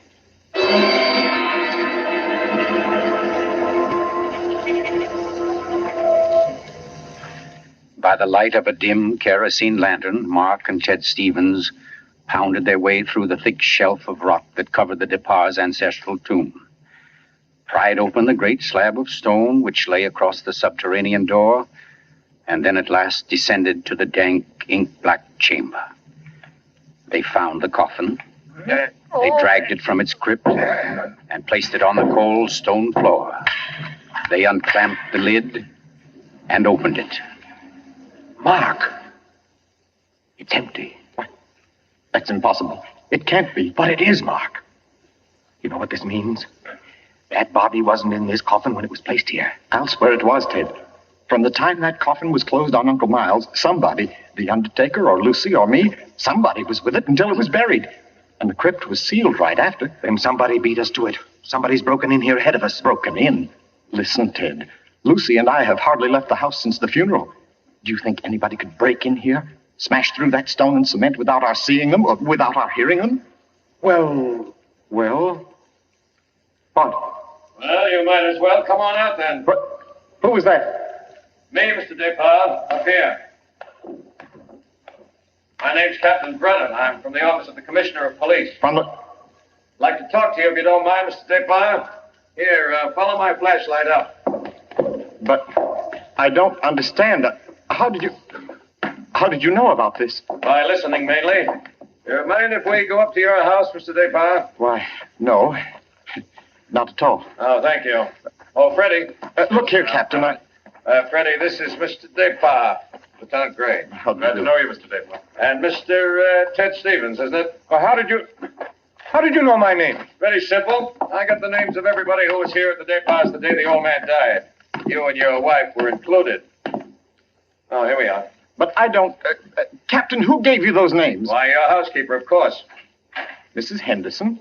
You didn't think Mrs. Henderson saw the dead cat, did you, Mr. Depar? But she did. She also saw you bury it. And we've been interested in the case ever since. Well, nice place you have here, Mr. Depar. Now, let's see. According to Mrs. Henderson, your wife was wearing some kind of a masquerade costume that night. What kind of a thing was it? Well, it was a... Oh, there, you can see it. It was copied from the dress in that old painting over there. Oh, yes. Funny, where's the woman's face? It's always been that way, long as I can remember. Somebody must have thrown acid on it or something. Can't blame them much. She was a poisoner. A poisoner? Yes. The story goes that one of my ancestors was responsible for her execution. Marie Dobré, her name was. Oh, yes. I've read about her. Learned all the poison tricks from one of her lovers, guy by the name of Godin Saint-Croix. Godin Saint... Oh, yes, Mr. Stevens. We cops read now and then. Did you say Godin Saint-Croix? That's French. We call it cross. Absolutely no limit to a cop's education, is there? But to get back to your wife, Mr. Depar, she was dressed like the famous Marie. Now, when Mrs. Henderson looked through that window... Just a minute, Captain. Mrs. Henderson can't prove she saw a thing, and you know it. What do you mean? I mean you haven't any right to insinuate that my wife was in that room. Well, who's insinuating? I'm trying to say that Mrs. Henderson, after thinking it over, realized that she was tricked by the costume. The woman she saw in the funny clothes, handing the cup of poison to your uncle, wasn't your wife at all. What? Because your wife is an unusually tall young woman. And the one Mrs. Henderson saw was fully half a head shorter. More on the order, let's say, of Mr. Stevens' wife. My wife? Captain, this is absolutely ridiculous. Well, I don't know. All right, what's the matter, Mr. Stevens? You're trembling like a leaf. Tell me now, just for fun, where was Mrs. Stevens that night? She was home with me. The whole evening? Certainly. She retired early? Yes, we both did. You, I suppose, were sound asleep by midnight. Yes, I was. Then how do you know where your wife was? Well, Look here, Stevens. She had to have a costume that would match Mrs. Depar's. How did she manage that? Where did she get it? Well, she never had one. She never had a dress like that. And what about her motive? Why did she poison him? I don't know. Not for money, certainly. Then what was it? Hate? Did she hate Miles Depard? Yes, she did. No. Oh, I don't know. I don't know, I tell you. Brown? Yes, Freddie? I phoned and got hold of Mrs. Depard and the nurse, all right. That Mrs. Stevens couldn't reach her. Her phone won't answer.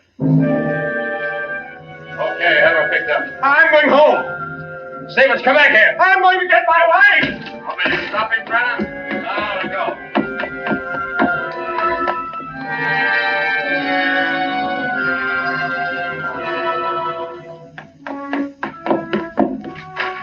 Marie!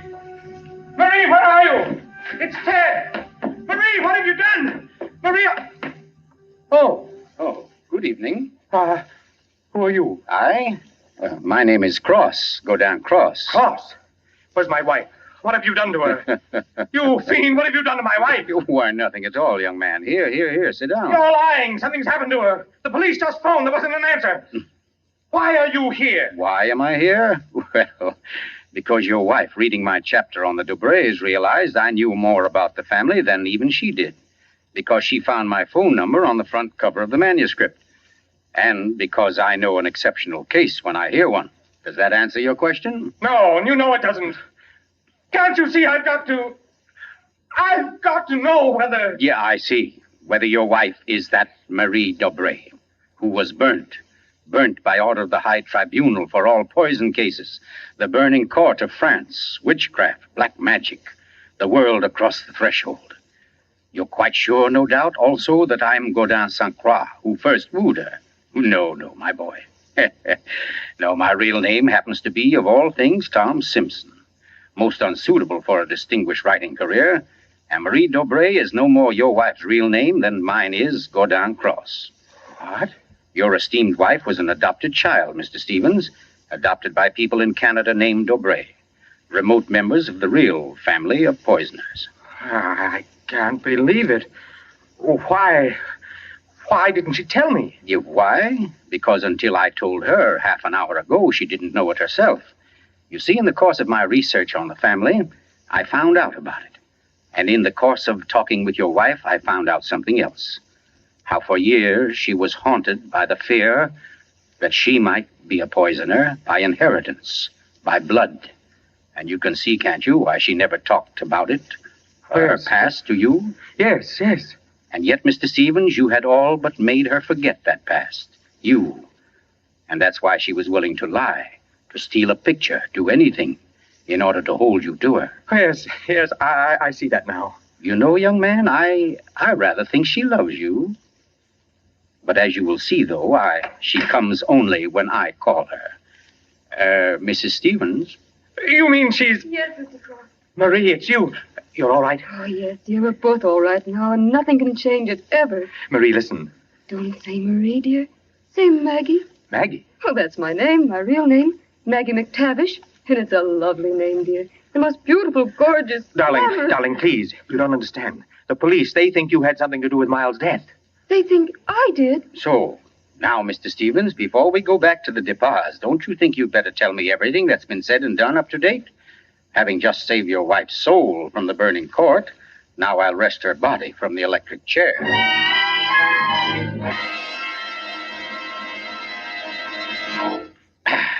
Yes, Mr. Depas, truly excellent sherry.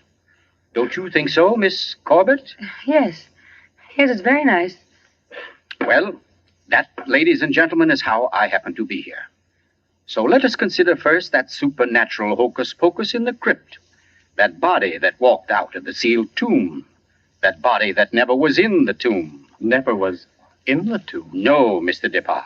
The murderer knew that very soon Mrs. Henderson's story would bring about an investigation. He had to get rid of the well-known corpus delicti. Yes, but who could have kept the body out of the tomb? Who, Mr. Depas? Why, you, sir. What? I don't understand. Well, it's very simple. You had the opportunity. I believe you said yourself you were alone with the body before the burial. And you had the strength. I dare say you carried it down to the furnace, where it's now probably nothing but ashes. Ridiculous. Why would he spend an hour smashing into a crypt for a body he knew wasn't there? Why, Captain? To impress Mr. Stevens, his witness. And also, apparently, you. Oh, that's perfectly fantastic. Fantastic? Oh, no, Lucy. Just comic. And I suppose, Mr. Cross, that I also put on a woman's masquerade costume, went into my uncle's room, and handed him a nice cup of arsenic. No. That had to be done by a woman. Your accomplice, as matter of fact. Oh, now, come. You mustn't all look at Mrs. Depas, because Mark Depas' one noble act was his frantic effort to prevent his wife from being charged with the crime. A crime which he and Nurse Myra Corbett committed. Myra Corbett? Why, you... Yes, sir. Yes, Mr. Stevens, this quiet little lady beside me. Why would I do such a thing? Money, Miss Corbett. A cutout of Mark Depas' inheritance. Payments for services rendered. That's an absolute lie, Cross. You see, ladies and gentlemen, Captain Brennan never bothered to check Miss Corbett's whereabouts on the night of the murder. Why even think of the nurse? She was the custodian of the old man's health. Oh, you're crazy. And yet who but a nurse could so naturally offer the old man a cup? A cup he was sure contained medicine. You're making it up. The whole thing, you just And who but Miss Corbett, living right here in this house, would know what kind of masquerade dress she must copy, would know when Mrs. Henderson would pass the window that night, pass and see her, and accept her, she hoped, for Lucy Depas. No, that's not true. Oh, yes, Miss Corbett. Yes, Miss Corbett, that dress was the touch that wrecked you. That was your own idea, wasn't it? Not Mark's. You weren't content with a mere murderer's share of the profits. You wanted a wife's share, half of the whole estate. You wanted Lucy Depas convicted and out of the way for good. Well, I give you a toast, Miss Corbett, with Mr. Depas' excellent sherry, to a particularly ruthless poisoner. And yet, you know, on the whole, I'm rather partial to female poisoners. Why, only tonight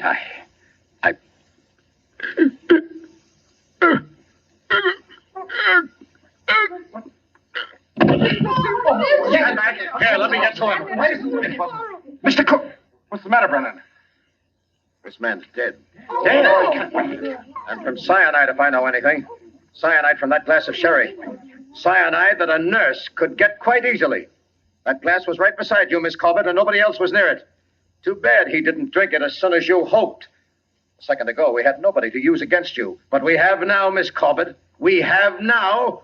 And I arrest you for the murder of Gordon Cross.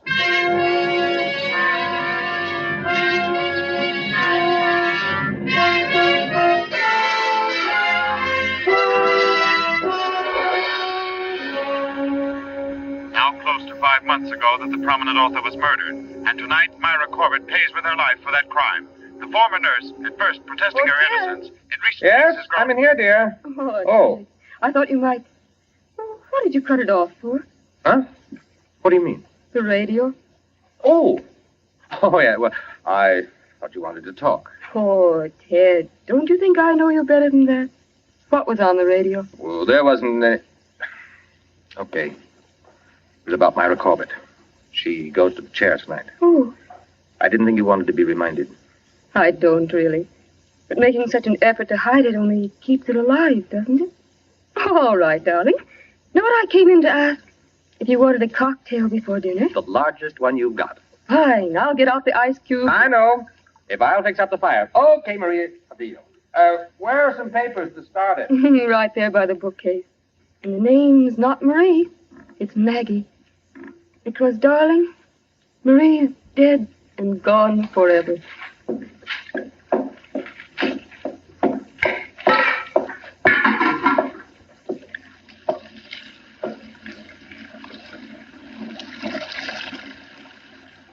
Oh, no, Marie. We're never dead. Neither of us. It was your hand that touched that glass. I know that now. And I could return the favor. But instead, I shall ask that you dispatch your husband. This one, like all the others. Now, just a little bit of poison in the drink, Marie. Any kind of a drink. What kind, Ted? What kind of a cocktail shall we have? Oh, any kind, darling. Any kind at all.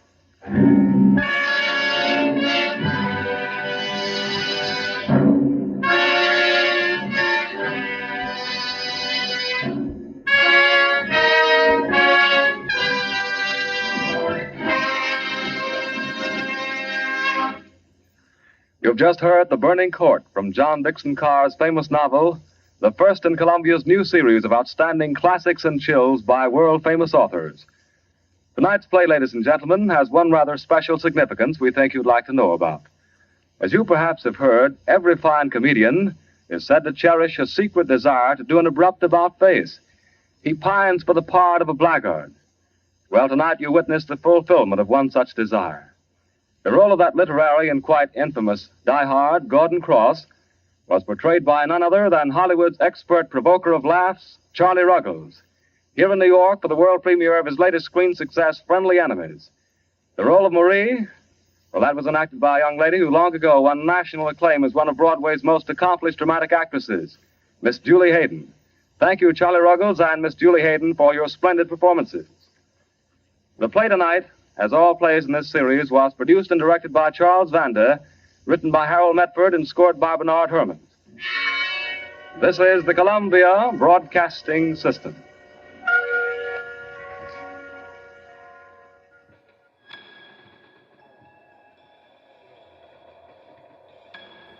My dear, I'm so glad that you're here. I feel lighter, more lively, but not in an excitable way, more in a... I'm not sure how to put it exactly. Oh, what's that? Perhaps. Although, doesn't that sound a bit treacherous? I mean, a reason to feel alive should be love, it should be compassion, it should be care, it should be mutual joy. not simply retribution. Wait a minute. Have you heard the Whistler?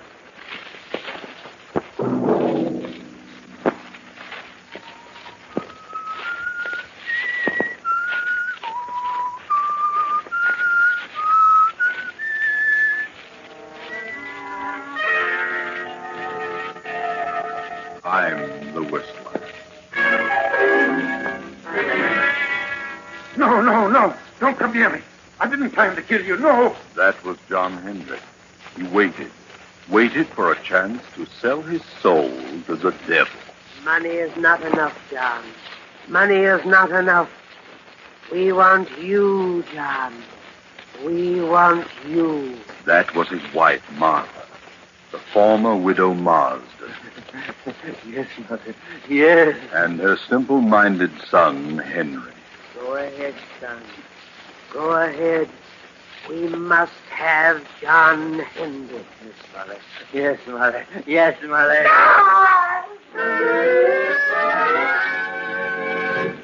Tonight, CBS presents a new mystery series, The Whistler.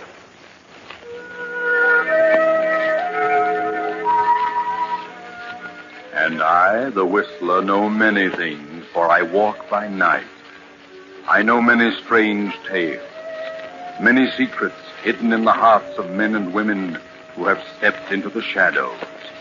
I know the nameless terrors of which they dare not speak. And so I tell you tonight the strange story of Retribution. Gaze up this muddy, rain-splattered road. A small, lonely stone building appears against the lightning street sky. The dismal courthouse of a southern village. The village of Marsdenburg. It is nearly midnight. A trial is in progress. A murder trial. John Hendricks is on trial for his life. The state versus Hendricks. Killed his wife and stepson. He killed his wife and her simple-minded son, Henry, for the $10,000 in cash she kept in her big house on the outskirts of town. Open the door.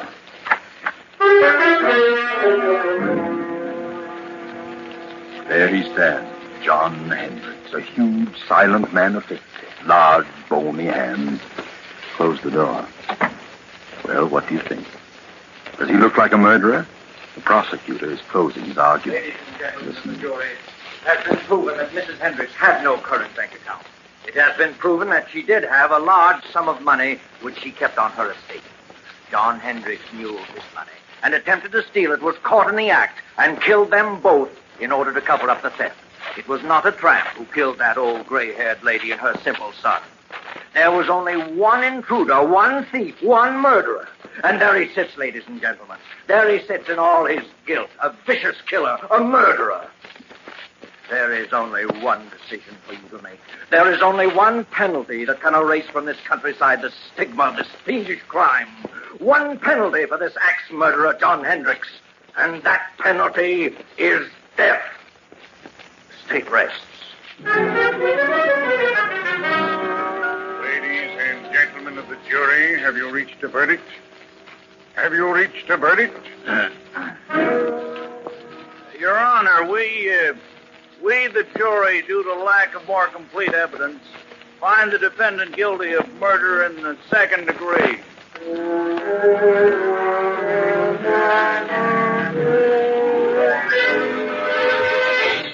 Second degree. Cheated death. He'll get life. Surprised? Of course you are. But it had to be. Yes, it had to be. I know. John Hendricks, stand up. Yes, John, stand up. Face the court. Watch him now. He's on the speed. John Hendricks, I wish to state that I am not in accord with the findings of this jury. However, there's nothing for me to do but sentence you to the state penitentiary for the remainder of your natural life.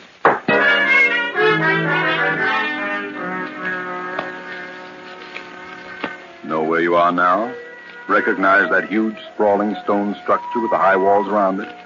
state penitentiary. How much later? 10 years.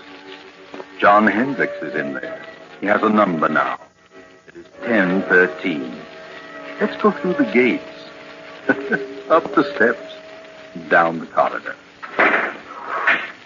Here we are in cell block 2. Night again. It just turned in.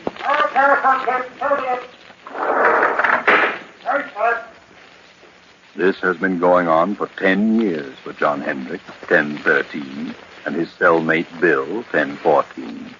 Bill, 1014, is a gangster, or rather he was. But he's changed during the 5 years he's been here. Bill has decided to go straight if he ever gets out, which is very doubtful. But he holds no resentment, has become more or less happy. Bill started reading here, philosophy and so forth. He's changed. But what about John Hendricks? Oh, no, not Hendricks. Because he has a plan. He has a purpose. Move closer to the cell door and listen. All I got to say, Bill, is I think you're crazy enough to make the try with me. That's a matter of opinion, John. But it'll be simple. I got everything all set. It's all fixed. Not a chance of a slip-up. All fixed?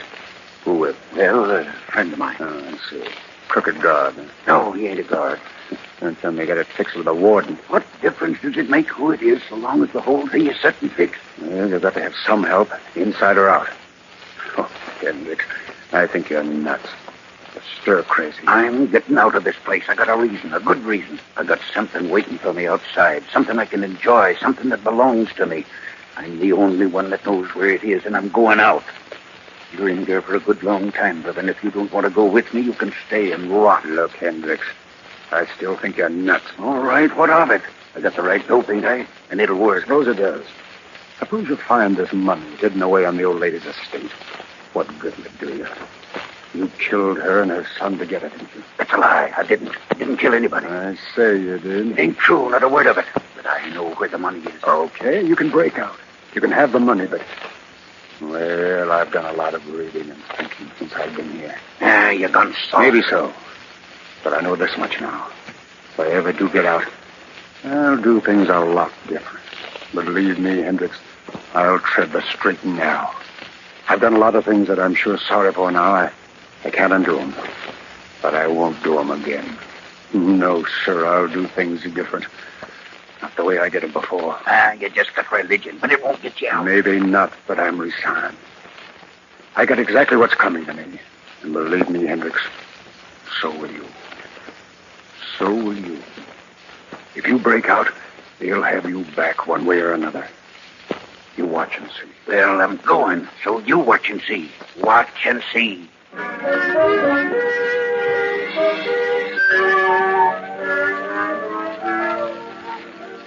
Now, another storm. Another night, a lonely country road, a car. We're in the south. That village we passed a few miles back, that silent, sleeping village, was Marsdenburg. Yes, Marsdenburg, remember? That small, lonely stone building was the courthouse. The courthouse where John Hendricks was tried and convicted. We're on the outskirts now, on a lonely road. A young man is driving the old car, and there's a girl beside him. Motor trouble? Oh, there, just ahead, a light. Yes, it's a little crossroads store. Pull in. There's a light, but I don't see anybody. Oh, it's closed. We better drive on. I guess you're right. Good evening, folks. What's the trouble? We're having motor trouble. Oh, is it so? How are you doing driving around on a night like this? On our way west. Mister, is there an inn or something around here where we can stay for the night? An inn? Yes, there's a place about 8 miles up the road. They'll probably put you up. There's a sign on the left-hand side of the road. Can't miss it. This road's pretty bad when it rains. Got to be careful or you'll find yourself walking. Thanks. We'll try. Good night. Good luck, mister. You'll need the luck.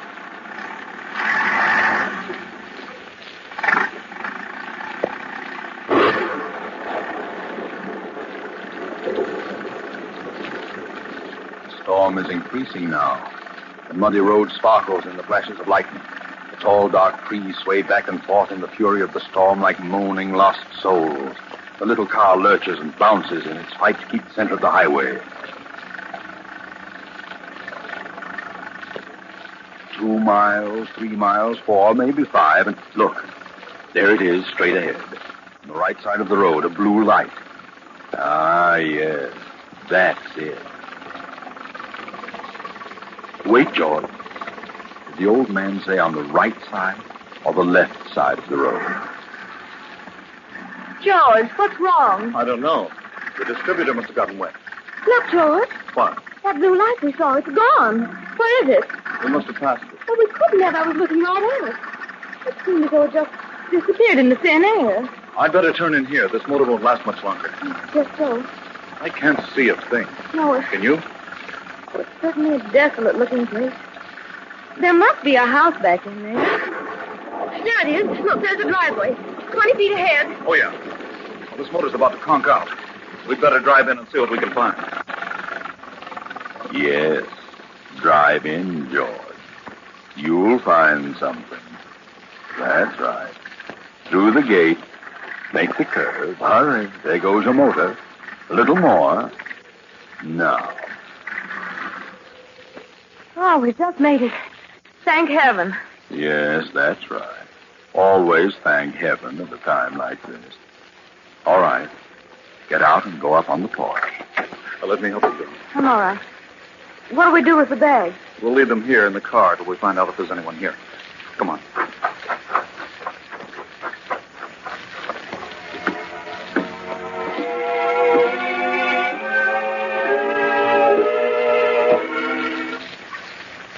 Do you see a bell? No, can't see a thing. Gee, this place looks completely deserted. I don't think anyone lives here. I don't either. Let's go.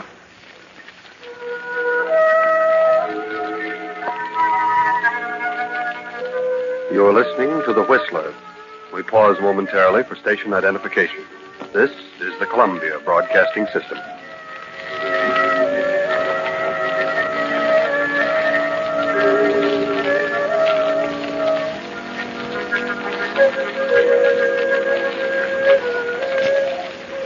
George, let's don't knock.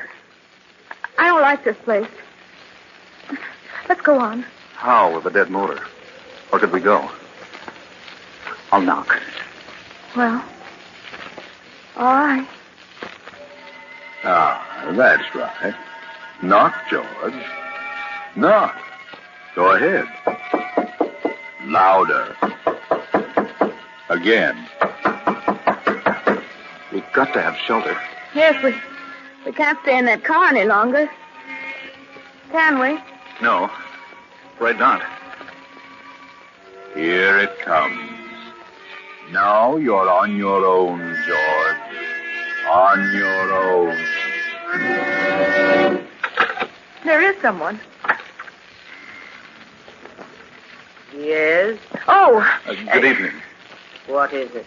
Well, you see, our car... Yes, our car stalled. And we can't go any farther, and it's such a terrible night out that we thought we could stop here for the evening. Stop here? Why, yes, we saw your light and... Light? What light? Why, the blue neon out in front. There is no light. Well, have you a room? Yes, there is a room. Well, could we come in? I mean, it's awfully wet out here. You may come in, if you wish. Oh, thank you. Well, this is quite a relief. We were afraid you'd closed up for the night, especially when all the lights were out. Are the lights out? Yes, you see. Huh? Of course the lights are out. Oh, I didn't know. You do take tourists. Do we? Oh, yes, that's what they told us. Who told you? Well, the old man at the little store back at the crossroads. Little store? Yes, at the crossroad about 5 miles back. You know where the crossroad is, don't you? There is no store at the crossroads. There isn't? No. I see. Look, madam, would you mind turning on the lights? I can't can't see a thing. We have no lights here. No light. Give me a flashlight, Jim. She means there's no electricity. No. There is no light here. Well, throw the flash around. There must be a lamp. No. Don't make a light. We see well in the dark. We? Who's we?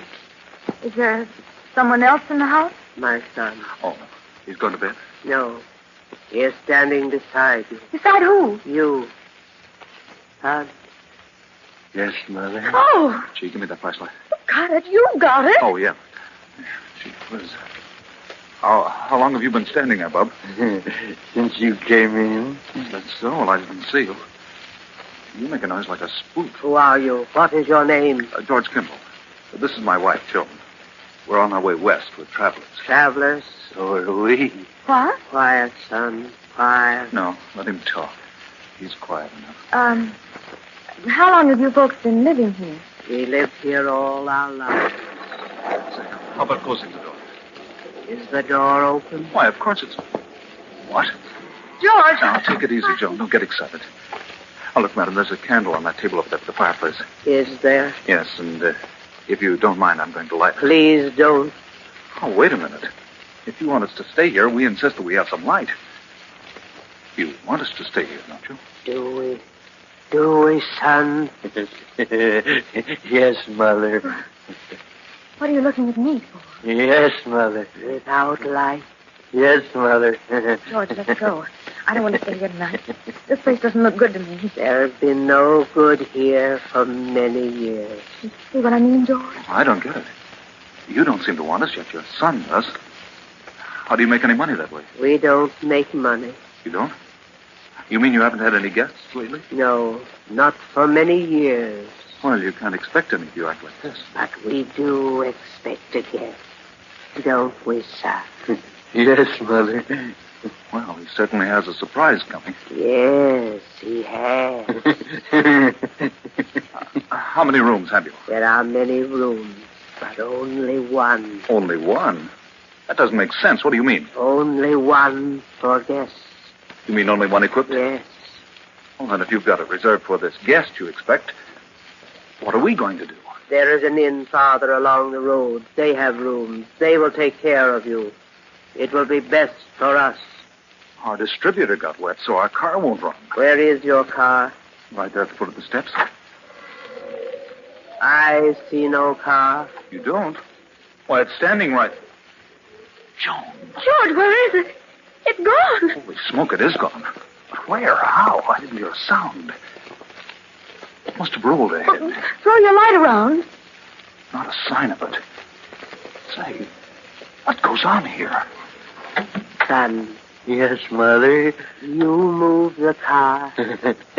Yes, Mother. I understand, son. I understand. Wait a minute.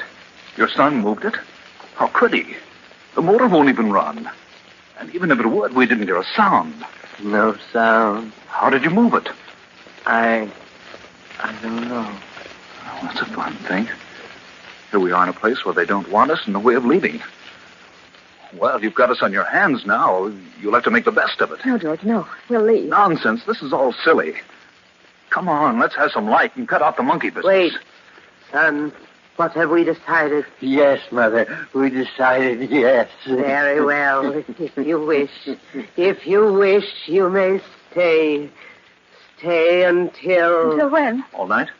Yes, Mother. If you wish. Oh, that's better. That's more like it. Now I'll light this candle. There we are. George, look. Well, look at the dust and the cobwebs. This looks deserted, like an old cellar. Well, how about the room? Do we get it, or are the guests you're expecting? There is another room that will do, perhaps. Well, could we see it? Yes. And by the way, how much do you charge? We charge nothing. You charge nothing? Nothing. Sounds silly, but it's bright for us. We're running short anyway. Well, let's see the room. Very well. It is upstairs. After you, madam. No. You go first. Very well. Come on, Joe. Bring that other candle. Come, son. Follow me. Yes, Mother. I never saw so much dust. Well, they must like it. You know, nice clean dust. That room at the head of the stairs. Why, this room was well furnished. Is this the room reserved for your expected guest? No. But you said you had only one room furnished. Who sleeps here? I stay here now. I see. Or do I? It's a nice, soft bed. It was always comfortable. We'll leave you now. Come, son. We must leave them alone now. Yes, Mother. Leave them alone. Good night. Good night. You will lock your door? Huh? Oh, yes. We'll lock it. Goodbye. Say, did she say good night or goodbye? I don't know. I thought she said... She did say goodbye. Golly, what a screwy outfit. I wish we hadn't had car trouble. That's what we get for trying to drive in this storm. How much money have we left? Not much. Just enough to get to Los Angeles the way I figure. Once I get there, I know there'll be a job for me. We'll make it, don't worry. You'll see me in a nice job in Hollywood. I'm not worried about seeing you in Hollywood. No? No. I'm just worried about seeing you in the morning. The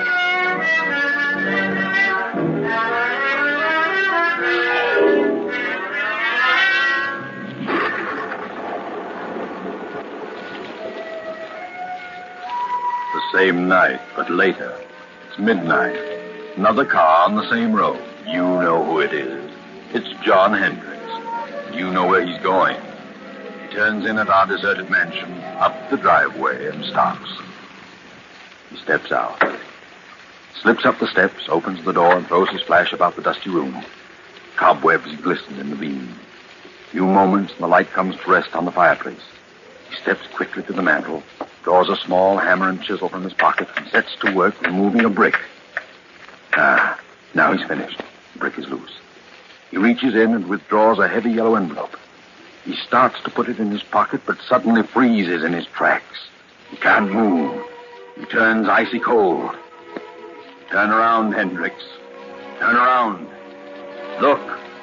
At the foot of the stairs across the room stands a woman holding a candle, and beside her a grinning youth holding an axe.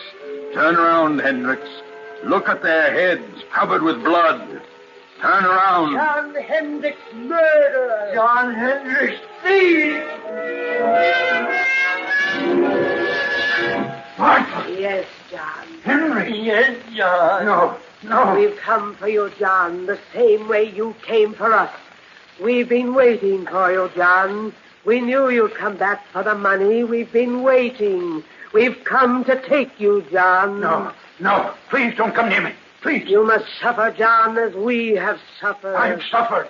Not enough, John. Not enough. I didn't mean to do it. I didn't plan to kill you. I went mad, lost my head. No, don't come near me. You can have the money. You can have it. Then give it to us, John. Give us the money. You won't need it now. Come, son. We must have the money, and we must take John. Come, son, come. No.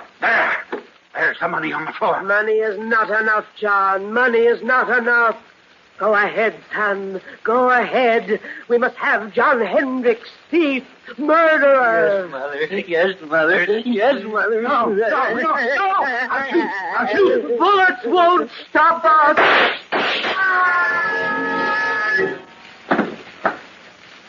Good Lord, George. What was that? I heard a scream. Downstairs. So did I. And stop. I'll open the door. It must have been downstairs. I don't see a thing. Here's your flashlight. Great Scott. Look. A man down there on the floor. Come on.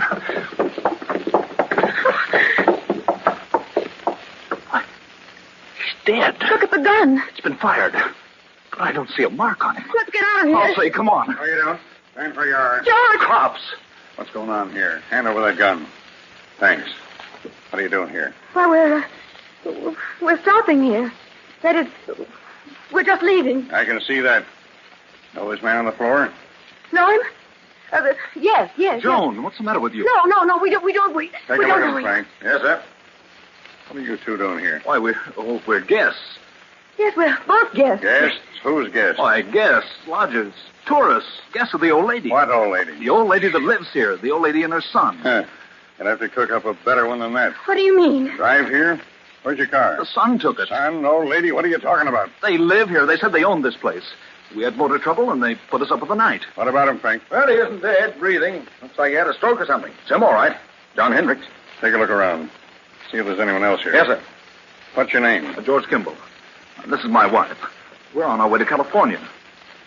Do you know who this man is? Certainly. We've been on his trail. He's an escaped convict. This your gun? No, sir. Did he shoot at you? No, sir. You shoot at him? This gun's been fired, and we heard shots as we turned in the driveway. Not a sight of anyone, sir. Nothing but dust and cobwebs. Look, Campbell, you said there was an old lady and her son here. Sure. They were here all evening. They're not here now.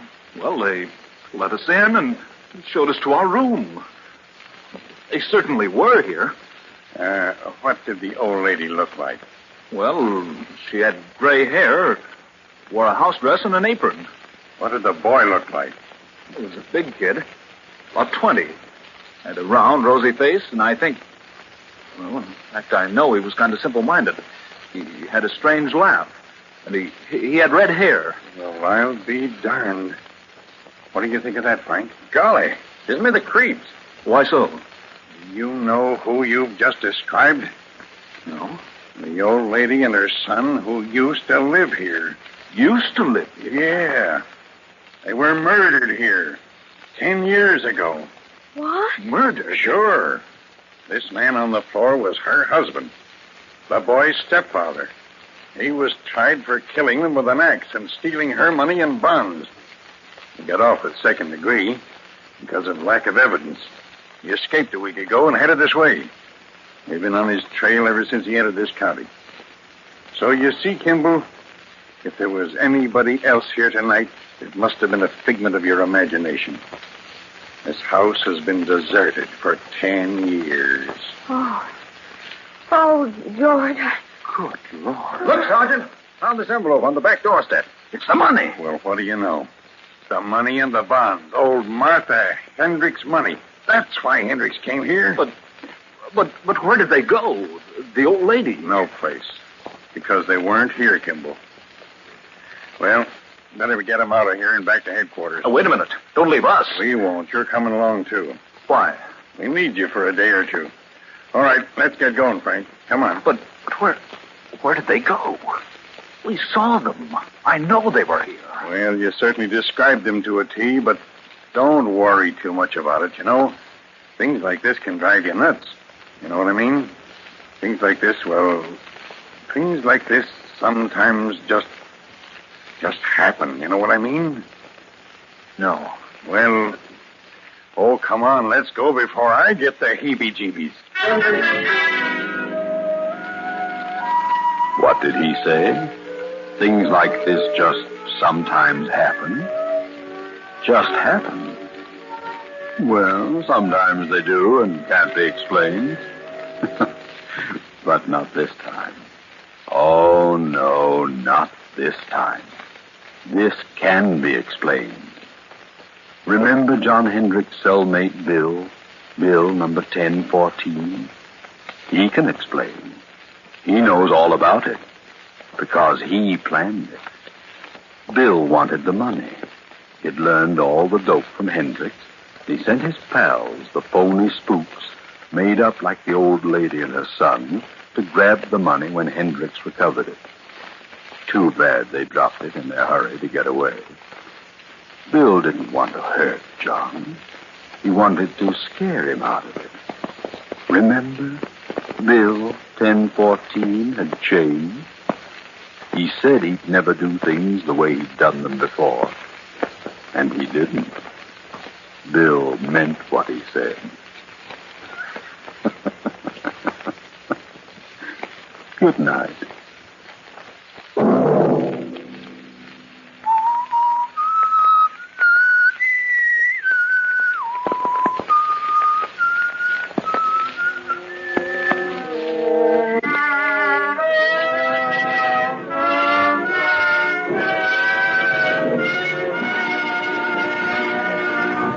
If this came upon you unaware and you listened, we've served our purpose.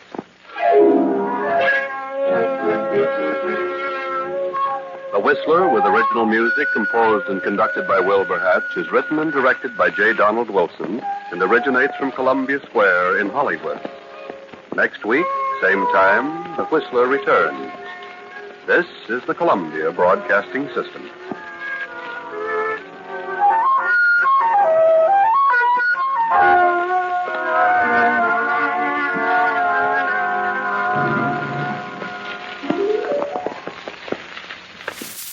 Well, my dear, I think our time has come to an end for this week. I do hope to see you back here. I'll be here waiting, of course. Same time, same place, and always happy to have you. But for now, the morning is coming quickly, and I have to get back to my own mourning as well. So, as you make your way home, as you enter the threshold of your humble abode, as you lay your head down on your cool down pillow, do me this one favor before you drift away into sleep. Just take one moment and be thankful for what you have, and I'll be seeing you